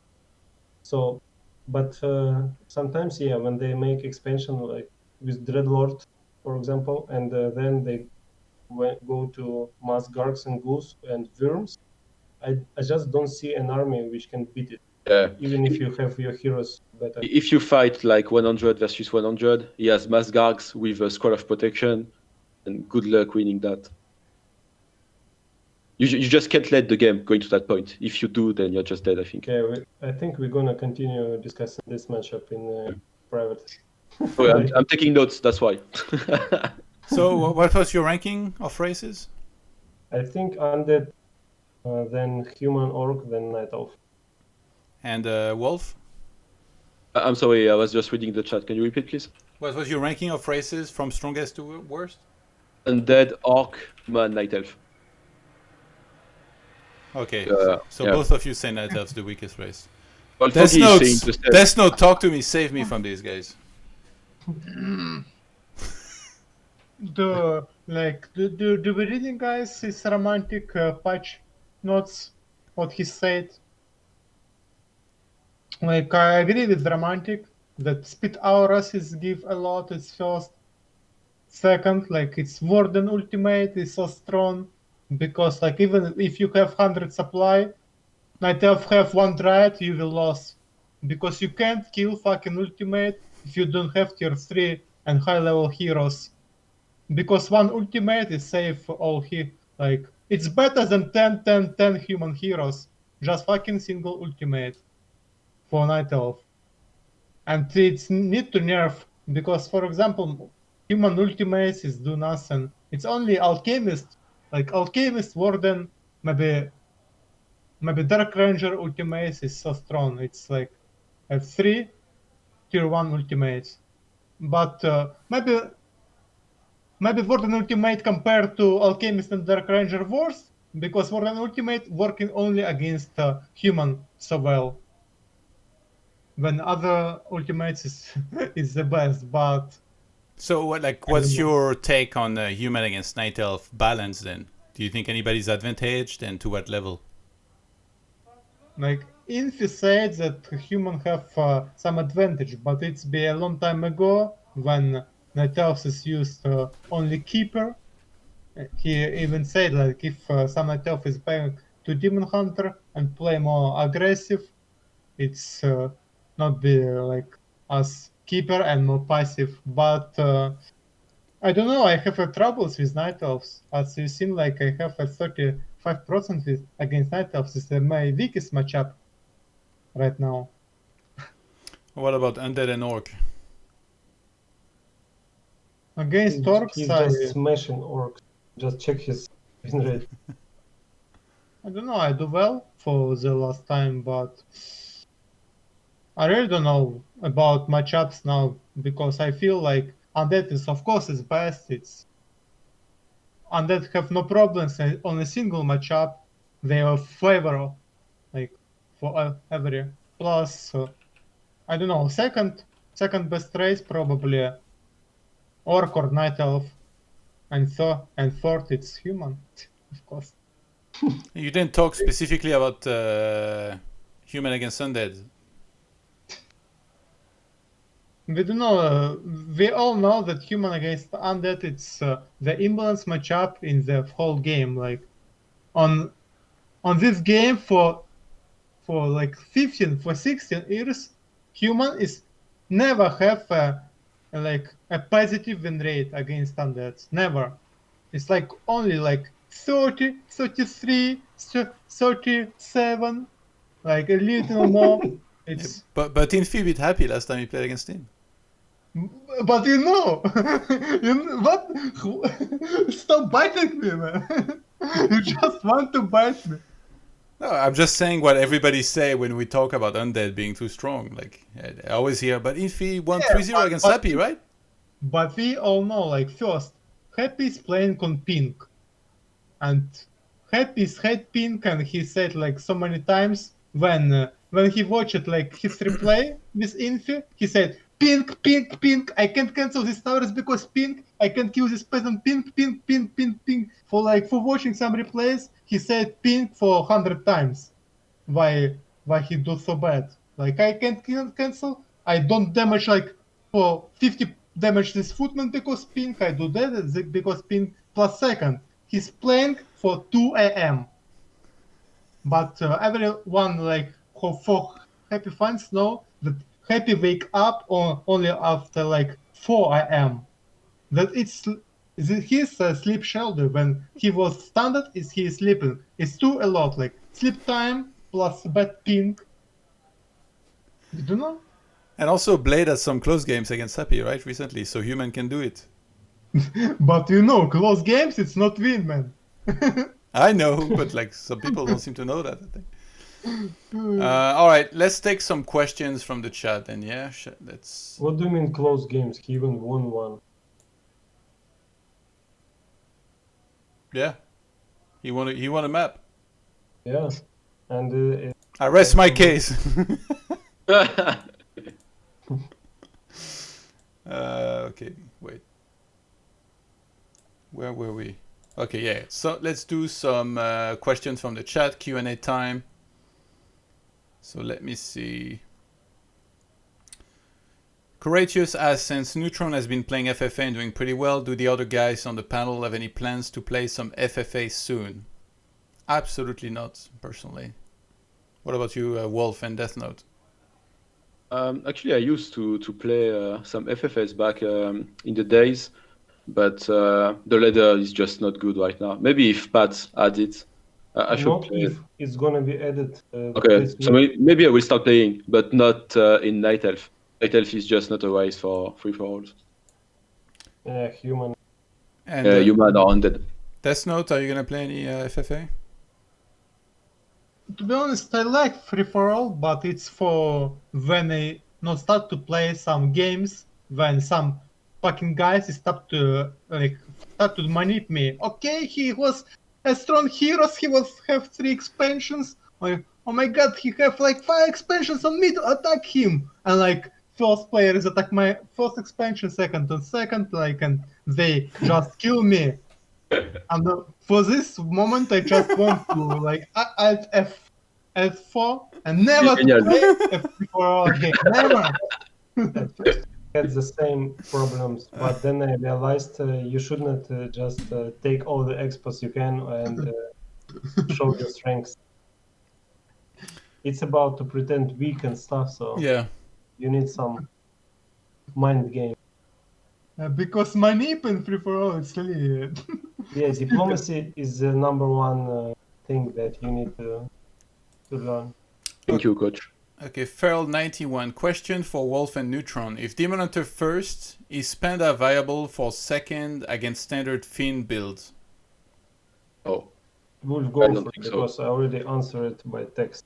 Yeah, but I agree with what you said. It's like if the undead goes gargoyles, then I think Panda is better than Naga.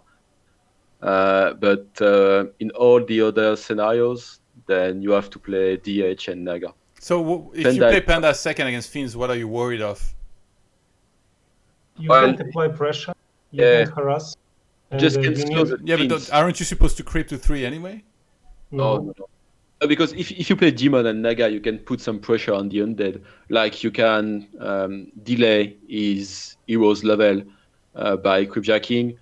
With a Naga, you can do it. With a Panda, especially since they nerf the Breath of Fire, it's very hard to apply any pressure. And it might be surprising, but the DPS of the Naga is very good. Like it's hard and fast, while a Panda basically once you have launched your Breath of Fire, it's not that good. Yeah. So only if the undead goes gargoyles, Yeah. the Panda. Okay, guys, if you have some questions, write them in the chat. I'm kind of scouting for those right now. What do you think about change Wisp detonates to 2 different detonations, one for Mana Steel and second for Dispel? I think it would be nice, one for mana steal, second for HP steal. So you can just detonate 5 wisps and that. I know that you need to nerf wisps for like this 50 mana. He's is awakened. Just because one wisp can dispel like mana for 5 priests and your heroes, like triple heroes. It's stupid because on every minute game, like it's 30 minutes game, it's 1 hour game. This is pretty good compared to militia. It's pretty useless in 1 hour game. It's I think that What about mana, 55-minute game?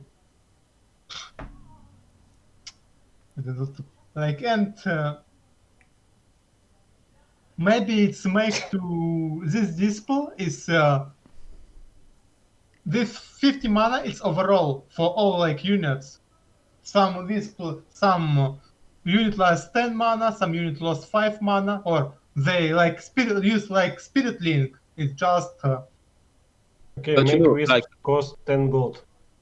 Being honest, I've come to the conclusion, maybe you won't agree, but it's not even worth it anymore to detonate your wisps into the first water elementals. Because with the metagame now, the MGs and such, it's very costly to play Night Elf. Like, if you detonate too many wisps, you just have no wood, and the game is over. Is it wood costly? Because I kill like so many wisps every one of my games against Elf, and it seems like they never really give a shit. Yeah, I don't. Other races think that wisps for free, you know? They always think that you can take wisps, just detonate it and stuff. Like you need like 400 gold to do that.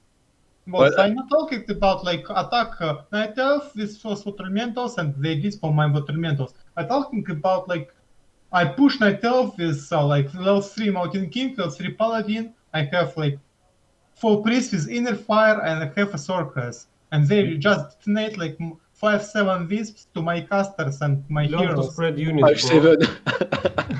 The guy is not exaggerating. 5 wisps. Honestly, it's very hard to. You can select groups of units, like 2 units from one side to from another, so you can spread your army. Todd.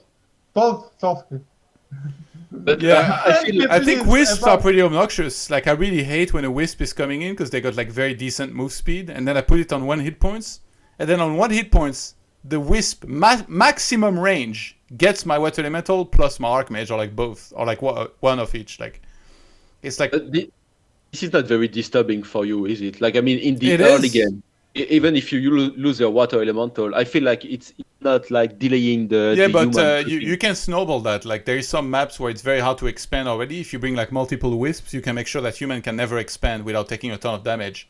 And then if you go into the game already knowing that they are stuck on one base, you already have such a big advantage, because then you can like plan ahead, like try to go for giants, whatever. You're gonna have more mobility with the staffs that you can buy. Let's say Conceal Hill, you know, like that's the perfect example for that. Like very hard to TP out on. Now there is that like mass archer in the first place strategy, which is also really good. So I don't like the way wisps are. I feel like it's too forgiving, the mistake that you can make. Every time that I play like some, I guess mid-tier elf and they forget wisps all over the place and I'm attacking it like 5 times. And on the 5th attack they detonate it, I'm like, I just did all of this for nothing, basically. I might as well have attacked it one time and then pulled away and then hope they detonate. It's a little bit irritating for sure. So I feel like maybe they should detonate and do like damage or like remove mana proportionally to how many hit points they have or something. Or maybe reduce like the move speed a little bit. Look at a fucking human peasant. It's a joke. If you scout across the map with a human peasant, it's like having an XP tome, like here ready for the opponent. It's gonna die for sure. Like even your chances of suiciding it is like really, really hard. Compare that to the Ferrari acolytes, or like the wisps that actually self-destruct and take your mana away or remove your water elementals. Like only Orc also has like a pretty bad peon, but Orcs don't need to scout because they don't care what you do. They're still gonna smash you. So, yeah.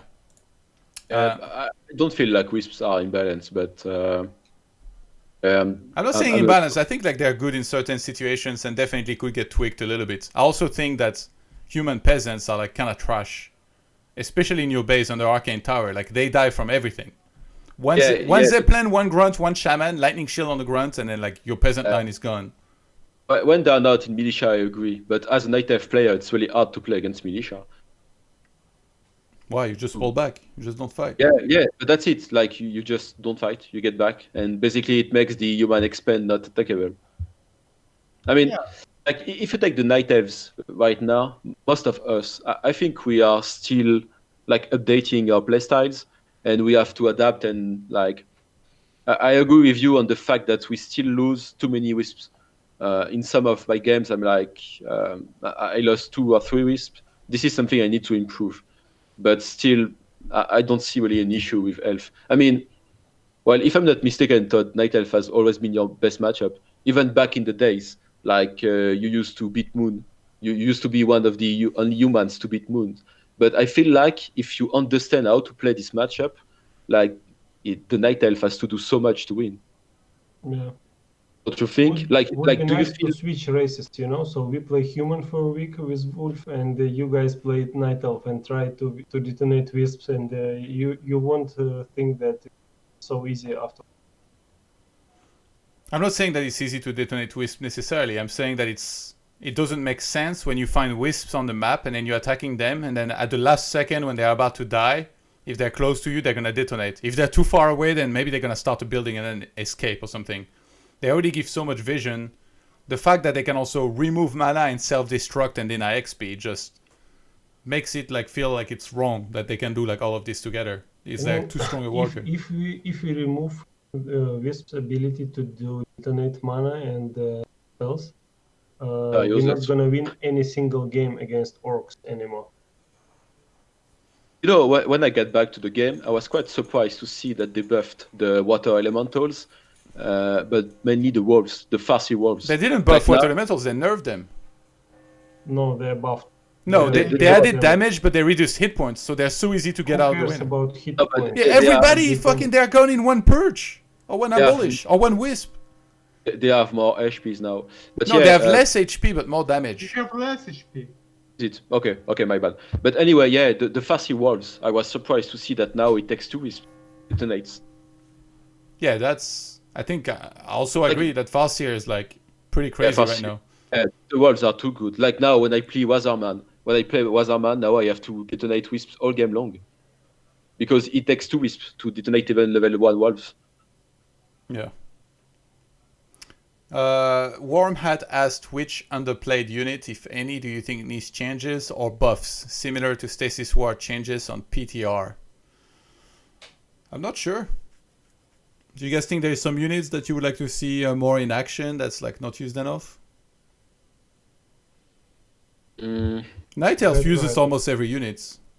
I think human too. I feel like chimeras are not good enough. Maybe they should need a buff. Yeah.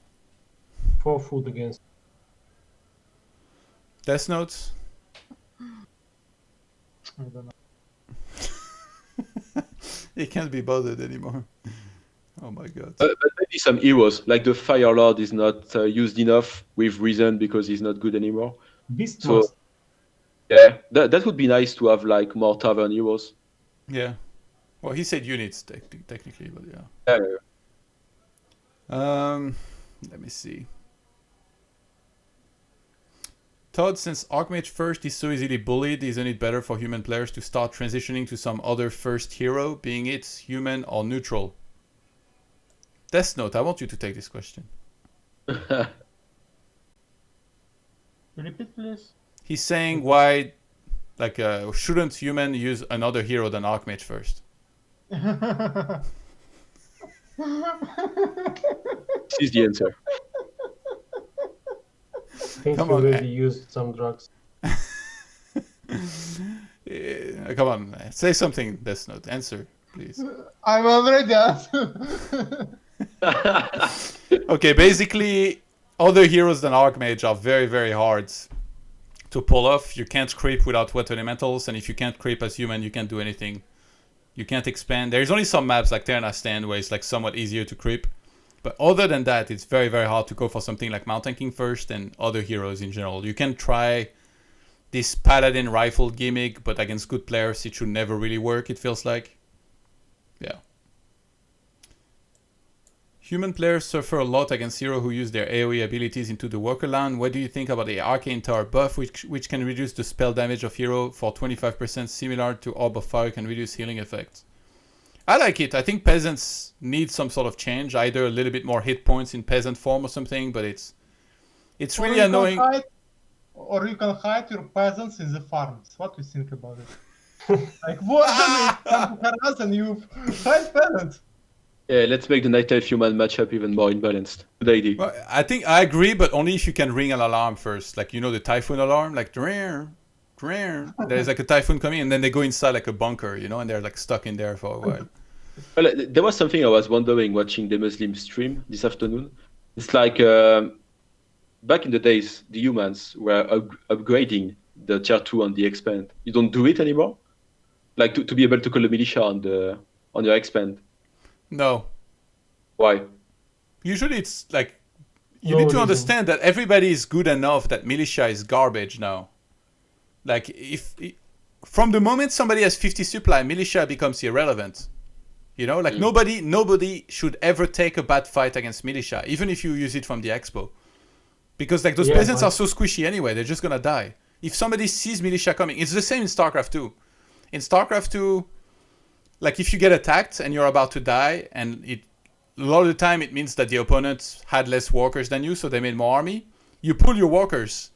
Yeah. Everybody knows that whether it's probes or SCVs or drones, the only move that you can go for that makes sense is you kite. You pull back, you attack. You pull back, you attack. You pull back, you attack. So that, let's say like a weaker player, they will maybe just stand there, and then the workers will come around and surround them and kill everything.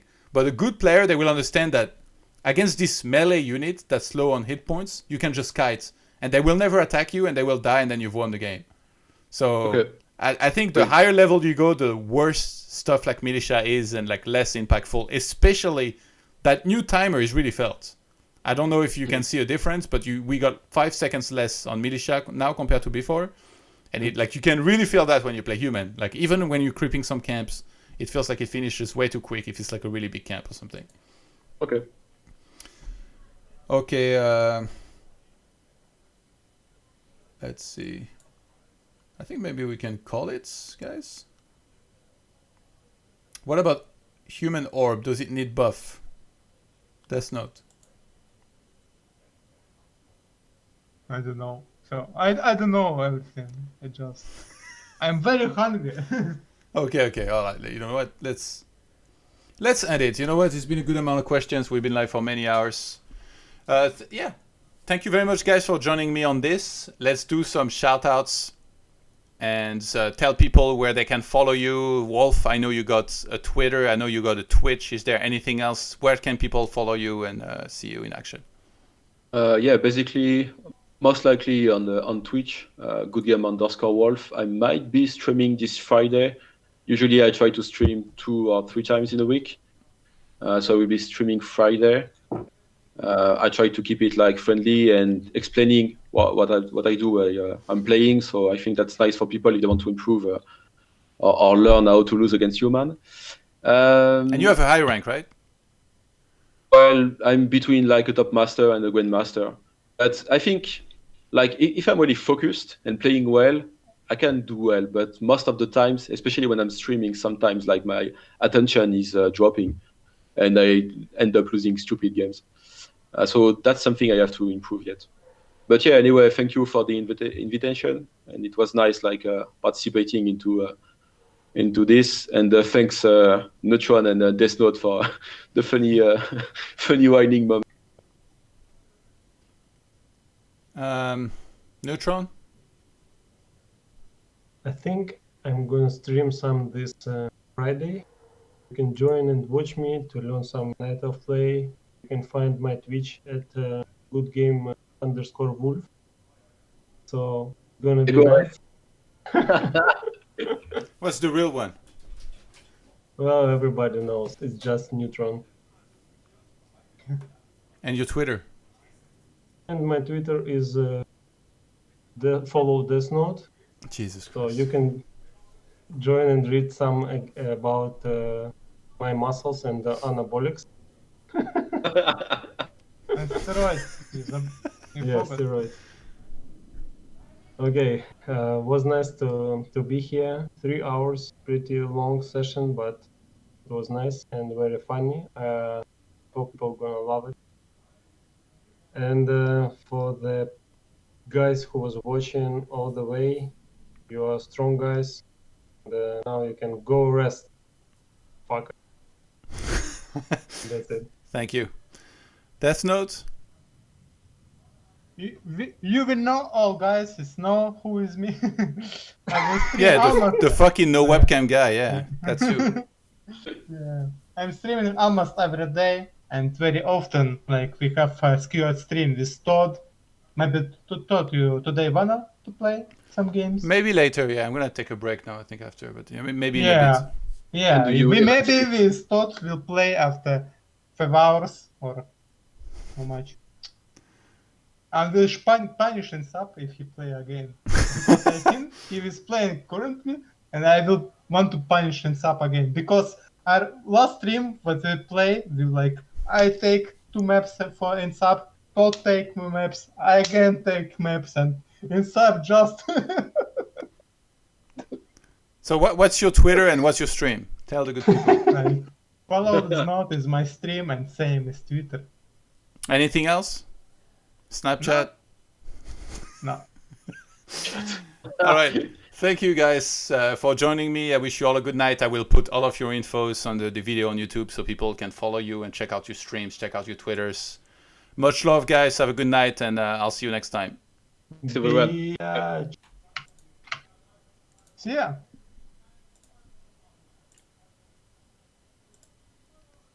All right, that was fun.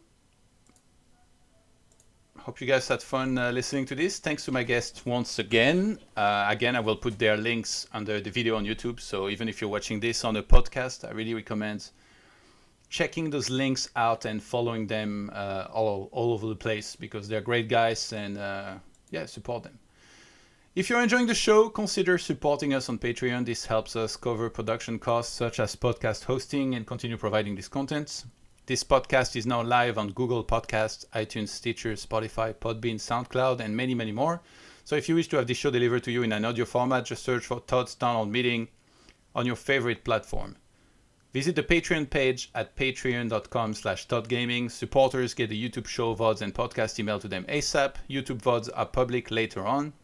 Plus, I've got quite a few more perks listed on our different tiers, such as priority Q&A questions, Discord perks, monthly replay packs, custom recorded voice message you can use for a stream alert, voicemail greeting or whatever, ability to cast votes for the future direction of my tutorial content, and you can submit replays for me to analyze live on stream, and much more. Check it out. Hop into my Discord and follow my Twitter for updates. Subscribe to YouTube for show VODs. Thanks for watching and listening, everyone. See you next week.